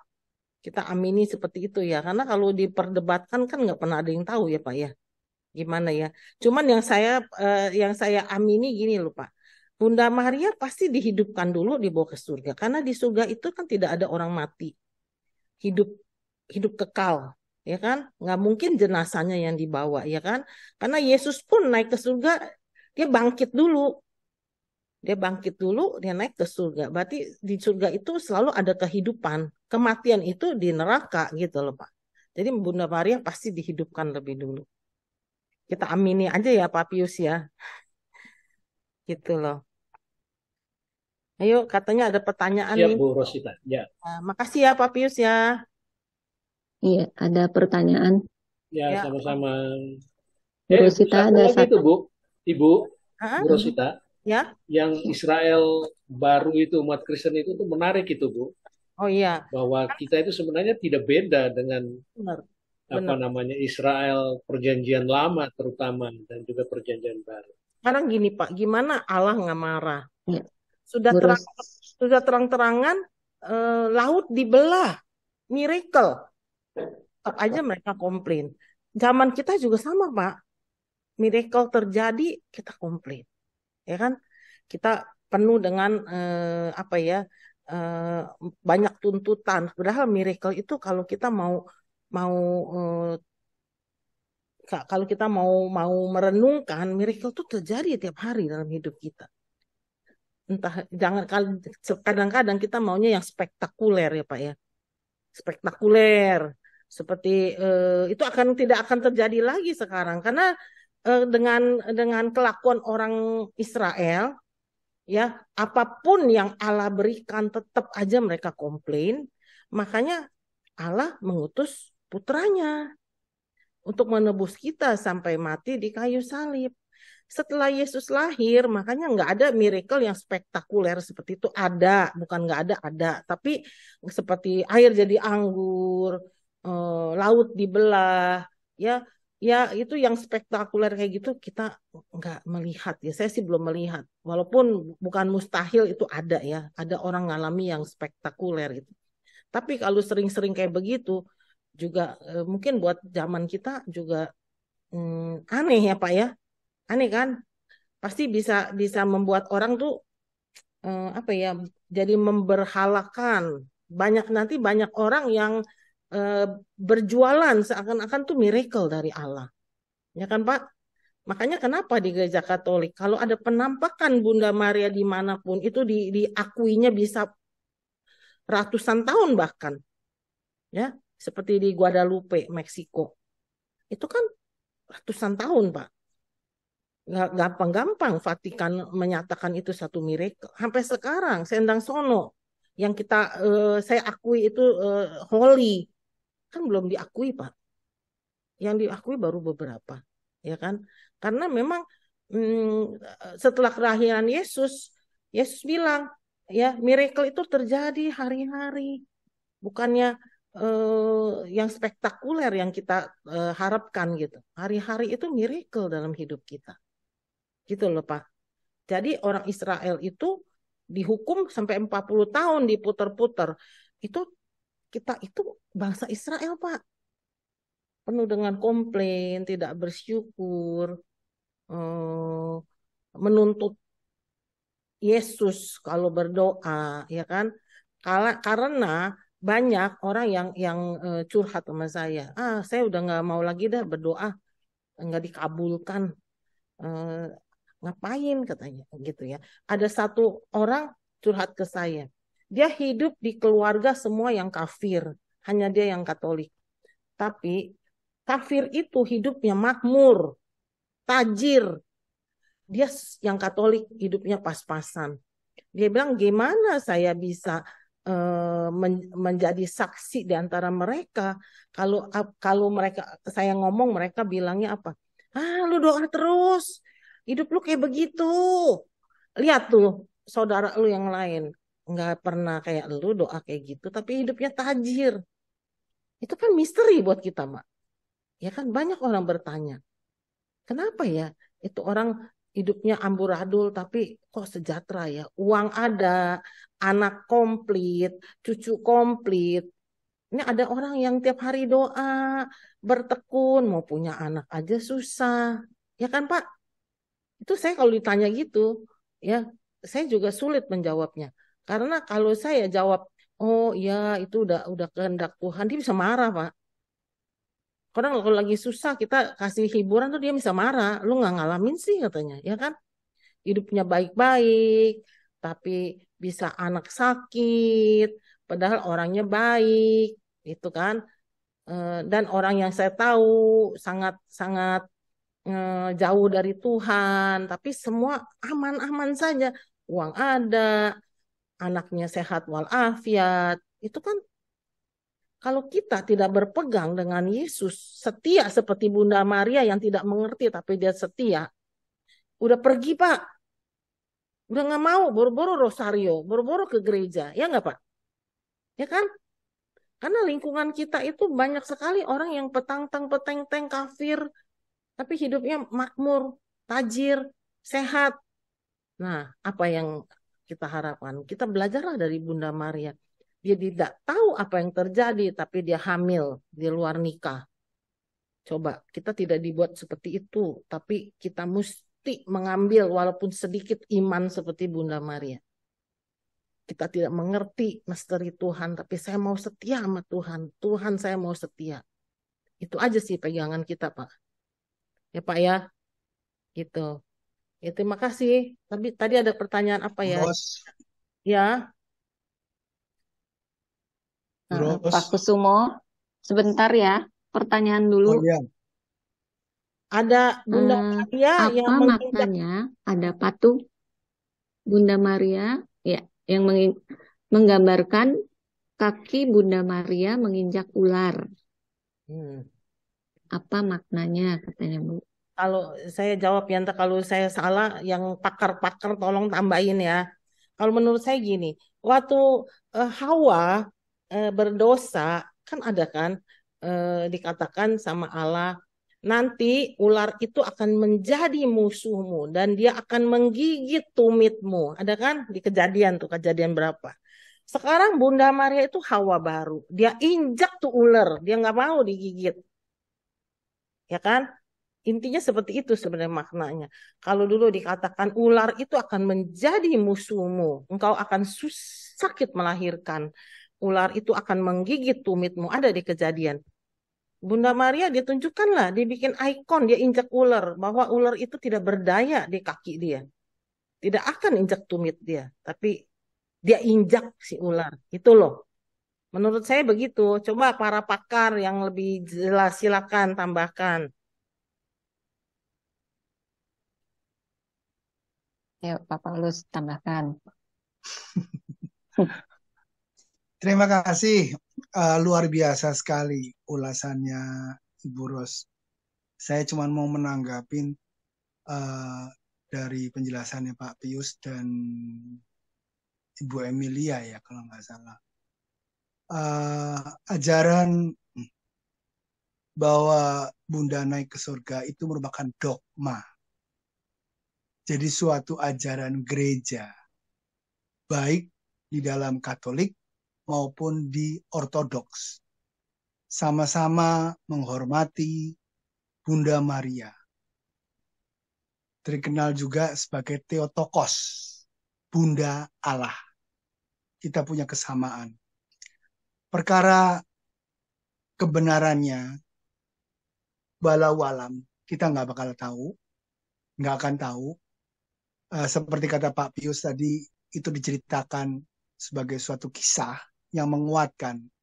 Karena apakah nanti nunggu dari Thomas dulu apa gimana, kita nggak tahu.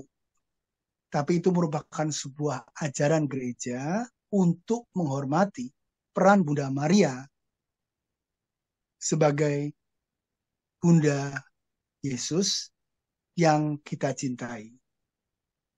Nah, saya mau menambahkan dari Ibu Rosita. Ibu Rosita kali ini mengulas dari Injil Lukas. Kalau Bapak Ibu sekalian memperhatikan, Injil Lukas adalah Injil yang paling banyak mengulas Bunda Maria. Tidak ada di Matius maupun yang lain. Yohanes ada, tapi paling banyak di Lukas. Karena Lukas itu memberitakan kepada jemaat di Yunani. Pendengarnya adalah orang-orang Yunani yang sudah punya gambaran kesetaraan dewa-dewi. Jadi penempatan perempuan itu lebih tinggi dalam Injil Lukas. Sehingga kalau kita mau menemukan peran Maria di dalam kitab suci, kita banyak menemukan di dalam Injil Lukas. Seperti kisah-kisahnya dan sebagainya, banyak sekali. Kalau di Matius itu penulis yang Yahudi, dan untuk orang yang baru memeluk kekristenan. Jadi kalau kita cari di Matius, itu peran Maria hampir-hampir tidak ada. Demikian pula kalau kita lihat silsilah Yesus, dari Matius, itu dari Yusuf. Kalau dari Lukas, dari Maria. Kita mempunyai dua silsilah dari Lukas dan dari Matius. Itu perbedaannya. Karena Lukas itu lebih menempatkan Bunda Maria sebagai tempat yang lebih terhormat. Perkara tadi Ibu Emilia menanyakan, itu Bunda Maria meninggalnya, diangkat ke surganya udah meninggal dulu atau belum? Nggak pernah ada yang tahu. Tapi itu adalah ajaran dogma gereja, dan di dalam gereja ortodok pun juga ada dogmanya tentang Bunda Maria. Kalau Ibu menanyakan siapa yang diangkat ke surga, hidup atau mati, di dalam kitab suci cuman ada dikisahkan Nabi Elia. Kalau di dalam kitab suci Yahudi, Elia dan Henoch yang diangkat hidup-hidup ke surga. Gitu Bu penjelasannya. Begitu Bu Rosita tambahannya, Pak Pius. Ya, terima kasih Paulus, terima kasih. Ayo yang lain sharing, ayo kita sharing. Shalom Pak. Oh, bagaimana dengan Musa? Dia diangkat ke surga dengan hidup kah mati juga? Kalau Musa itu wafat, ada kita baca. Dia tidak boleh masuk ke tanah perjanjian. Dia berakhir hanya melihat Israel dipimpin oleh Yosua menyeberang sungai, di mana Yosua ini digambarkan sebagai Musa kecil. Kalau Musa membelah laut, kalau Yosua membelah sungai. Yosua ini sebenarnya nama Yesus di dalam Ibrani itu juga bunyinya bukan Yesus, tapi Yehoshua. Yoshua, sama. Tambahan dari saya itu Bu Emilia.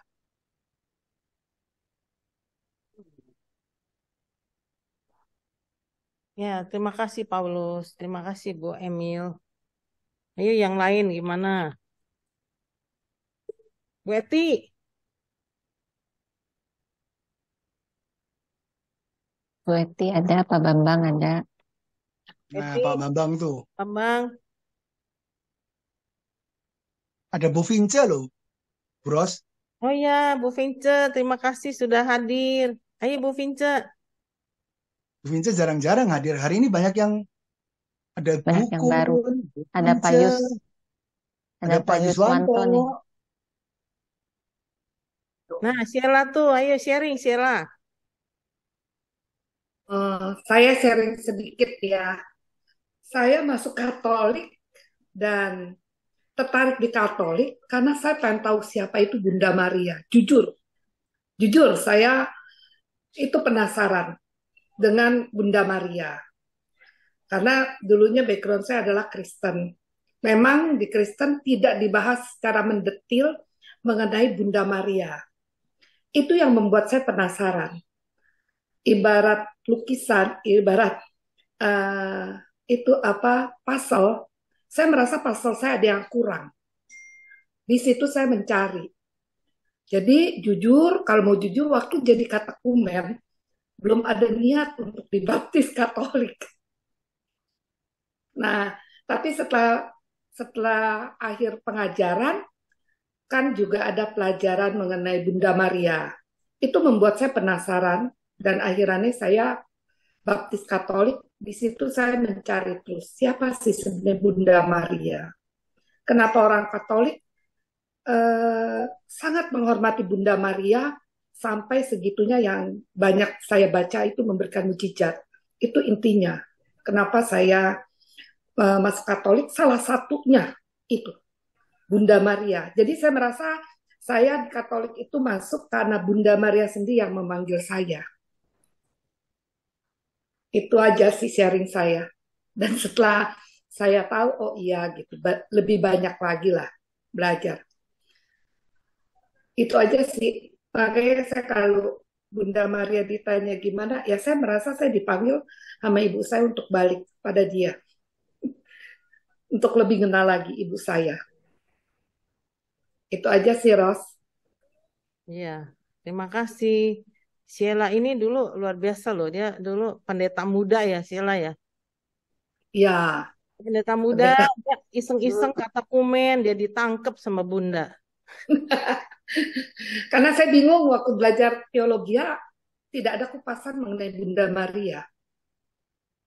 Iya. Tidak ada juga seperti khotbah atau apa yang sangat mendetil secara Bunda Maria, itu tidak ada. Karena memang nggak dipelajari. Itu yang membuat saya penasaran. Kenapa ya? Gitu. Akhirnya saya belajar dan cari tahu kenapa ya. Seperti yang tadi, Bu Ros. Ada yang nanya, kenapa Bunda Maria menginjak ular itu? Itu pun dulu menjadi pertanyaan saya. Kenapa Bunda Maria punya patung itu? Ada yang ada bintang, ada yang gendong bayi, ada yang ini. Waktu itu saya nanya sama orang tuh, orang Katolik-Katolik, banyak yang tidak tahu. Akhirnya waktu itu saya mendapatkan dari ikut online, cuman dibilang, coba kita baca di dalam litani untuk Bunda Maria. Baru saya ingat, saya buka puji syukur, oh iya ya, itu sebutan Bunda Maria. Nah, di situ saya jadi banyak lagi lah belajar. Karena kan kalau orang tidak tahu, tidak mau belajar kan jadi bodoh. Kalau sudah tidak tahu, ya harus belajar. Kalau udah tahu, ya perdalam lagi apa yang kamu tahu gitu, kebenarannya bagaimana. Itu aja sih. Bu Sheila, boleh tanya nggak? Ya, kenapa? Kalau dulu Ibu sebagai pendeta muda, sekarang setelah menjadi Katolik, bagaimana pemahaman Ibu sendiri terhadap Bunda Maria? Kalau pemahaman saya sebagai sebagai setelah saya menjadi Katolik, harusnya memang Kristen itu harus mengakui ya. Dia juga mengakui kok. Itu Maria itu adalah perawan Maria, tetap perawan, dan dia juga ibu daripada Yesus. Dan sering kan mereka juga membahas bahwa Bunda maksudnya membahas bahwa Yesus itu meninggalkan kita untuk bilang inilah ibumu. Tetapi pembahasan di dalam khotbah atau apa hanya sekedar itu. Tidak secara diperdalam lagi bahwa kita harus betul-betul mengakui sebagai ibu dan kita harus menghormati Bunda Maria itu. Memang kalau dulu-dulu itu dibilangnya kita menyembah patung. Di kekristenan tuh Bunda Maria itu dibilang kita menyembah patung. Dibilangnya seperti itu. Nah, di situ saya juga melihat menyembah patung, saya juga bingung ya pada saat dulunya saya bingung. Kenapa dibilang menyembah patung gitu loh. Nah, itulah yang membuat saya penasaran Pak Paulus. Makanya saya belajar dikilik untuk mengetahui gitu loh. Sebenarnya Bunda Maria itu apa? Dan saya terus terang sebelum jadi Katolik, saya pernah membeli patung Bunda Maria di Sindang Sono. Karena kakak saya Katolik, ke Sindang Sono saya beli di Kaliori. Waktu itu dia ajak saya untuk kalau kita ziarah. Nah, saya taruh di dalam kamar saya. Pendeta saya lagi ke rumah ngelihat, saya ditegur. Kamu itu gimana katanya?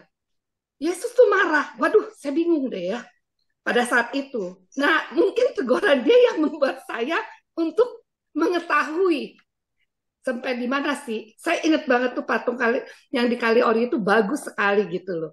Saya juga nggak tahu kenapa saya beli gitu loh. Ya saya nggak, waktu itu cuma saya taruh jadi pajangan. Tapi sekarang saya pas udah mengerti, jadi kalau mereka sekarang tetap tanya sama saya. Di sini saya jadi pewarta Bunda Maria. Saya bilang harusnya kita menghormati dan itu patung bukan menyembah. Tapi kita itu mengingat dan menghormati dia. Saya bilang gitu. Kalau kamu semuanya mengakui keajaiban di pernikahan Kana itu karena Bunda Maria, berarti dia juga bisa mendatangkan mujizat-mujizat yang lain. Ya itu yang saya jawab ya dengan mereka. Tapi dengan jawaban itu diam. Karena kan mereka selalu memfokuskan mujizat di Kana itu karena Bunda Maria yang meminta kepada Yesus. Saya bilang, berarti saya kalau mau minta tolong sama ibu saya, Yesus bilang, inilah ibumu. Sepantasnya saya minta apa-apa sama ibu saya, melalui ibu saya. Ma, mintain dong sama si Koko ini gitu. Itu sama aja kan, saya bilang. Sekarang juga saya kalau berdoa sama Bunda Maria, bukan saya minta sama Bunda Maria, tapi saya minta tolong doa-doa saya juga didoakan, dimohonkan kepada anakmu. Saya minta sama ibu saya, minta tolong. Ya, dengan saya bicara seperti itu, mereka nggak bisa bicara lagi ya. Jadi saya bilang, saya masuk Katolik ya, itu salah satunya. Jadi kalau sekarang saya lihat, ibarat kata pasal yang tadi banyak yang copot, sekarang udah lengkap Pak. Cuma saya harus perbagus lagi figura saya itu dengan kaca, dengan apa ya itu, memperdalam lebih dalam lagi, mengenal daripada Katolik dan seluruhnya, kesempurnaannya itu. Itu aja Saya sih. penasaran, Bu Sheila, ketika pendetanya Anda masuk melihat patung Bunda Maria, wah, Yesus marah, Bu Sheila.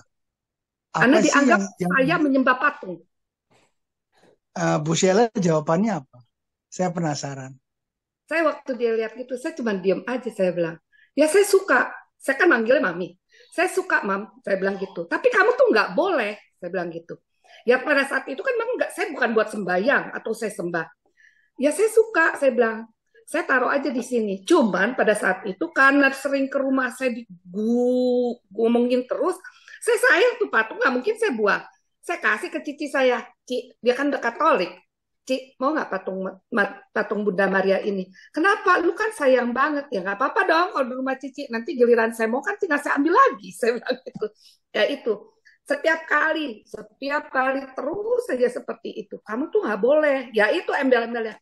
Kamu sebagai pelayan Tuhan, kamu ini gini-gini, tapi kamu ada seperti ini. Jadi seolah saya keluar dari pengajarannya. Dan kedua itu yang satunya adalah mengenai doa untuk orang yang mati. Di Kristen nggak ada. Begitu meninggal putus, tidak ada hubungannya. Nah, itu juga yang mengeritik saya. Jadi kalau sekarang saya ditanya, saya sekarang merasa lebih sukacita. Kalau sembahyang buat papa mama saya nggak ada yang bilang, kamu tuh nggak boleh sembayangin. Lah, saya pikir-pikir, ya benarlah ajaran Katolik. Kita menghormati orang tua kita. Nggak ada dia, kita nggak ada di dunia. Nah itu dua faktor yang sangat berat yang membuat saya beralih. Dan itu kalau sekarang ditanya, jadi kamu ya terang aja dia Veronikanya nggak ada di kitab suci, memang nggak ada. Coba kalau baca di Makabe, saya bilang itu ada. Ya akhirnya diam. Betul. Saya bilang gitu. Di Makabe itu ada, saya bilang begitu. Terus kalau yang lain kan sekarang mereka juga ada api penyucian, gitu kan? Tapi sekarang kalau lagi ngobrol begitu dengan mereka, setelah saya pelajari api penyucian dan masalah pengadilan, saya berasanya jadi sekarang saya lebih pintar dari mereka. Karena kan gak dibahas semua. Di Katolik itu dibahas semua gitu loh. Jadi saya tahu arahnya saya kemana gitu. Makanya saya tinggalkan lah. Walaupun pada saat itu kalau mau diikutin itu jadwal saya udah kayak orang top. Sabtu Minggu full, bisa pagi sore. Tapi bukan itu yang saya cari. Saya pengen tahu apa yang masih ada ganjelan gitu. Itu aja sih Pak Paulus. Jempol Bu Sheila. Ya, luar biasa. Ya, luar biasa. Terima kasih. Terima kasih.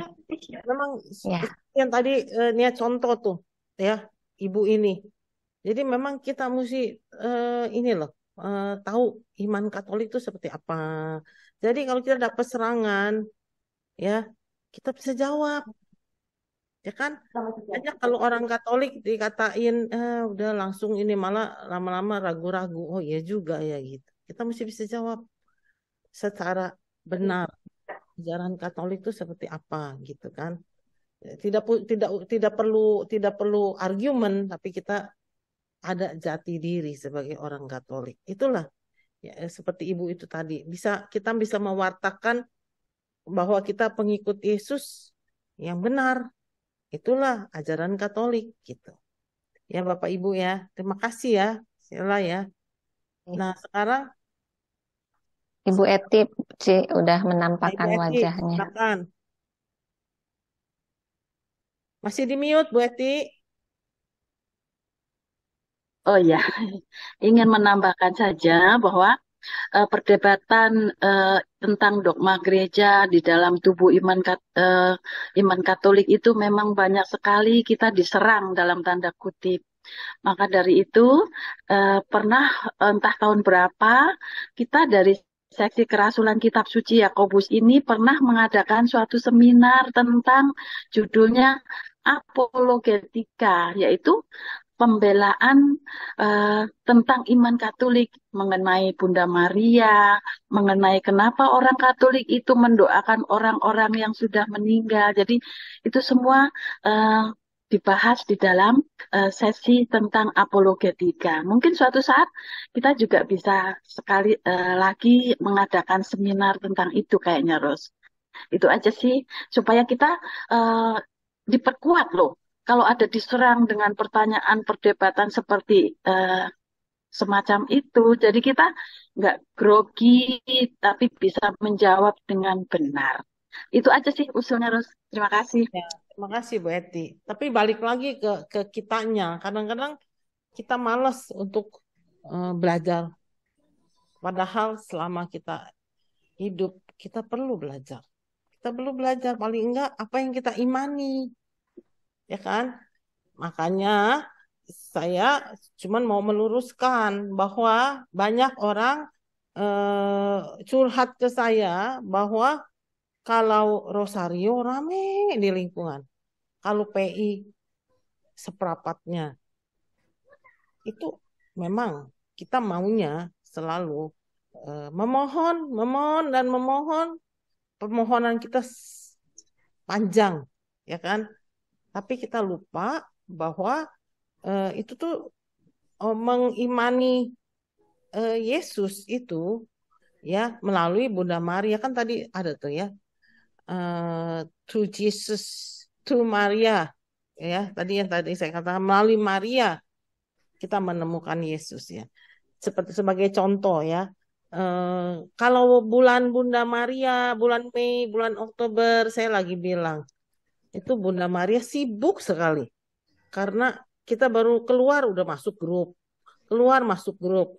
Bunda Maria tuh sangat sibuk menerima anak-anaknya, dan itu kita kita happy lihat orang berdevosi kepada Bunda Maria. Tapi kadang yang mereka tidak mengerti, ketika kita lagi ada Ekaristi, dia mendaraskan rosario kencang-kencang di goa karena mereka nguber 9 goa. Saya tuh kadang pengen memberitahu bahwa ada satu kesaksian bahwa ketika Ekaristi lagi konsekrasi, kita nggak bisa lihat saja, tapi orang yang pernah melihat sekelilingnya itu Santa, Santo, termasuk Bunda Maria itu menghormati putranya itu. Karena Ekaristi itu Yesus sendiri hadir di altar itu untuk diberikan kepada kita. Tapi mereka lebih suka berdevosi. Jadi di sini saya hanya mau mengatakan devosi itu jangan mengalahkan Ekaristi. Devosi itu jangan mengalahkan firman. Gitu loh. Tapi umat kita lebih suka devosi, lebih suka berdoa. Nggak salah sih. Tapi kita mesti tahu prioritasnya di mana. Ya kan? Kalau kita tidak Ekaristi, tidak menerima tubuh Yesus, itu kita sebenarnya melanggar perintah Allah, melanggar perintah gereja. Tapi kalau kita tidak berdevosi, itu hanya kita merasa, wah kita punya kebiasaan kok, saya udah berdoa sama Bunda Maria, saya nggak berdoa, saya nggak ada merasa yang kurang. Itu beda sekali, meaningnya tuh beda sekali. Kalau kita tidak berekaristi, tidak misa, itu melanggar perintah gereja. Paling sedikit seminggu sekali kita harus hadir menerima tubuh dan darah Yesus. Itu 5 perintah gereja loh.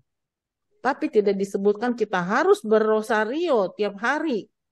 Asal enggak kita berdosa, tidak ada kata-kata itu. Gitu loh. Itu yang mesti kita kita mesti menjelaskan.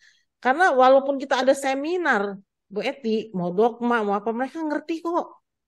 Mereka pernah dengar, tapi masuk kiri, keluar kanan. Tetap aja orang saya mau berdoa kok ke Bunda Maria. Serius, saya kan tiap hari misa pagi keluar kalau lagi Bunda Maria berbondong-bondong. Dia nggak peduli kita lagi misa, dia daraskan rosario, salam Maria, sampai terus berfotoria. Di dalam lagi Ekaristi. Itu yang saya merasa kita ada sesuatu yang salah nih, menyampaikannya pengajaran tentang ajaran Katolik yang benar gitu. Itu aja sih menurut saya. Kalau saya lagi memandu, saya pelan-pelan saya selalu mengatakan Ekaristi itu segalanya, karena Tuhan sendiri yang hadir, dari roti dan anggur menjadi tubuh dan darahnya diberikan kepada kita. Kita adalah baitnya, bait Allah gitu.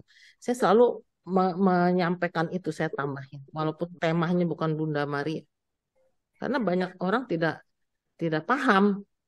Akhirannya kita di sini kerasuan kitab suci yang datang sedikit, apalagi di bulan Bunda Maria, mereka berbondong-bondong karena di sana ada doa, di sini nggak ada doa. Melalui Bunda doa saya dijawab. Mengenal kitab suci nggak ada tuh, doa saya nggak dijawab tuh. Itu yang salah persepsinya. Kita mesti pelan-pelan menyatakan. Walaupun seminar kemana-mana, mereka seminar Bu Eti kemana-mana, terutama yang mereka cari apa? Romo yang lucu, Romo yang heboh, Romo yang bisa menarik umat banyak, ya kan? Itu nggak salah sih. Romo seperti itu berarti Romo itu berhasil kan, mewartakan, dia berhasil. Tapi umat kitanya itu masih punya pikiran devosi lebih hebat daripada Ekaristi gitu. Itu aja sih. Ya, Bu Eti. Oh iya, saya tambahkan lagi boleh, Bu Rosita, mengenai Ekaristi. Mengenai Ekaristi. Satu hal yang selama ini saya alamin, sewaktu saya yang dulu, mereka kan juga ada, sebutnya bukan Ekaristi, perjamuan suci. Itu biasanya sebulan sekali. Tapi selama saya mengikuti, setelah menjadi Katolik, mengikuti Ekaristi, sering sekali ketika mengambil Ekaristi itu saya bisa mengeluarkan air mata. Karena saya merasa kehadirannya. Tapi kalau dulu, walaupun dibilang ini tubuh dan darah Kristus, tetapi sepertinya lewat seperti itu aja. Tidak ada satu yang, yang seperti mengena di hati. Itu saya akui.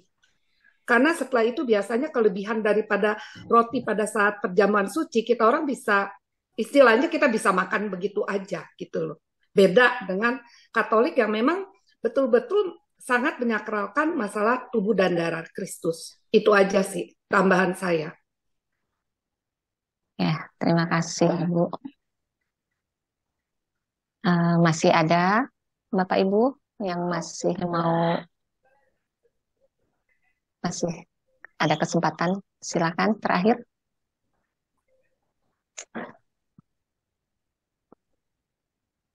Nah, Pak Bambang, silakan Pak Bambang nambahin. Pak Bambang. Nggak nambahin lah. Saya dapat refleksi pada malam hari ini, komplit yang disampaikan oleh Bu Rosita ya. Yang refleksi saya adalah teladan Bunda Maria ya, ketika dia diberi kabar bahwa dia akan mengandung, dan dia sepertinya seolah-olah begitu ya, mencari penegasan gitu. Apakah benar yang dilihatnya itu benar-benar malaikat Gabriel ataukah dia sedang mimpi? Jadi dia mengunjungi tantenya ya, kerabatnya, untuk mencari tahu. Kan dia diberitahu juga oleh malaikat Gabriel bahwa itu tante kamu kan juga hamil di usia tuanya. Jadi penegasan. Setelah Maria sampai di rumah Elizabeth, ternyata benarlah apa yang dia lihat itu, bahwa malaikat Gabriel itu memberitakan bahwa dia akan mengandung. Dan berita sukacita yang dia terima itu buat saya, teladan Bunda Maria menurut saya sungguh luar biasa ya. Karena berita bahwa dia mengandung sedangkan dia belum bersuami, itu adalah suatu aib di masyarakat Yahudi pada saat itu kan. Jadi mengandung resiko yang sungguh luar biasa buat seorang Maria muda. Apabila dia mengandung, hukumannya rajam itu. Tapi apa yang dikatakan, nah ini teladannya, apa yang dikatakan oleh Bunda Maria itu adalah, aku ini hamba Tuhan, terjadilah padaku menurut perkataanmu. Saya pikir kita bisa tarik kesimpulan di sini. Refleksi saya adalah suatu teladan. Maria itu ikut rancangan Allah. Nah itu, dia menerima semua resiko yang tadi saya sebut ya, bisa dirajam gitu. Dia mau menerima resiko apapun yang dia akan terima, dan dia masuk dalam rancangan Allah. Ini pelajaran buat saya. Jadi ketika apapun yang terjadi pada diri saya harus ikut, percaya, yakinin kalau itu adalah suatu rancangan Allah buat saya. Yang kedua, saya pikir ya, Tuhan itu bisa membuat Elizabeth yang sudah tua, mandul, menjadi hamil. Dan dia bisa berbuat yang sama kepada seorang perawan Maria. Artinya apa? Tuhan yang sama juga bisa membuat mukjizat buat Anda dan saya. Tidak ada yang mustahil buat Tuhan. Saya pikir itu yang saya dapat refleksi pada hari ini. Sungguh luar biasa. Terima kasih loh Bu Rosita ya. Komplit itu. Banyak sekali yang Anda ulas pada malam hari ini. Terima kasih. Tapi itu dua refleksi saya lah. Belajar keteladanan dari seorang Bunda Maria. Ikut rancangan Allah. Apapun yang terjadi, dia percaya dan dia taat. Dia taat sampai akhir loh. Nah itu yang buat saya malam hari ini saya ingat lagi gitu. Jadi firman pada malam hari ini saya ingat lagi bahwa saya harus meneladani seperti seorang Maria yang taat sampai akhir hayatnya. Kedua, mukjizat bisa terjadi kepada siapa saja. Dia bisa membuat seorang yang sudah tua, mandul, bisa hamil, dan dia bisa berbuat yang sama kepada seorang perawan Maria. Dia juga bisa berbuat yang sama untuk saya. Itu yang saya yakinin. Terima kasih. Terima kasih Bu Rosita, Yunita ya, dan teman-teman sahabat KKS. Ya, makasih Pak Bambang. Ya, terima kasih Pak Bambang. Mungkin sudah cukup ya.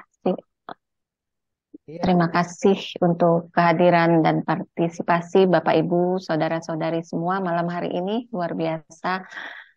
Karena waktu juga yang sudah larut dan kita akan segera akhiri pertemuan sosialisasi gokil kita malam hari ini.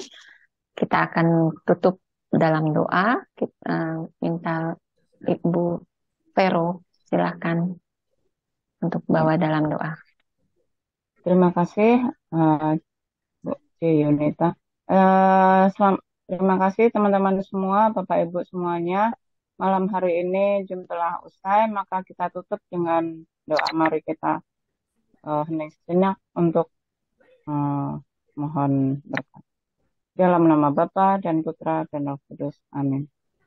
Bapa di surga, terima kasih untuk hari ini. Terima kasih atas berkat-berkat-Mu pada malam hari ini.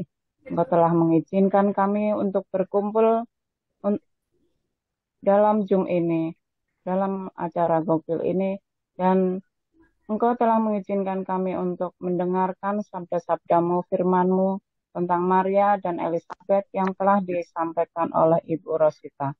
Semoga pada malam hari ini kami semua mendapatkan pelajaran dan ingin lebih lagi menjadi orang yang lebih rendah hati lagi. Karena semuanya ini adalah pelajaran yang Engkau berikan lewat firman-Mu. Bapa di surga, kami malam hari ini juga ingin undur diri dari Zoom ini dan akan istirahat. Semoga kami dapat beristirahat dengan aman dan besok pagi Engkau bangunkan kami kembali dengan berkat-Mu yang baru, dengan sehat walafiat dan melanjutkan aktivitas kami masing-masing. Semuanya ini kami mohon hanya demi nama-Mu Tuhan kami Yesus Kristus, Putra-Mu yang tunggal Tuhan kami ini dan sepanjang segala masa. Kemuliaan kepada Bapa dan Putra dan Roh Kudus, seperti pada permulaan, sekarang, selalu, dan sepanjang segala abad. Amin. Dalam nama Bapa dan Putra dan Roh Kudus. Amin. Terima kasih Vero, terima kasih Bu Rosita, terima kasih Bapak Ibu. Selamat malam, selamat beristirahat. Tuhan memberkati. Terima kasih sudah hadir di Zoom KKS Lapa Gading ya Bapak Ibu.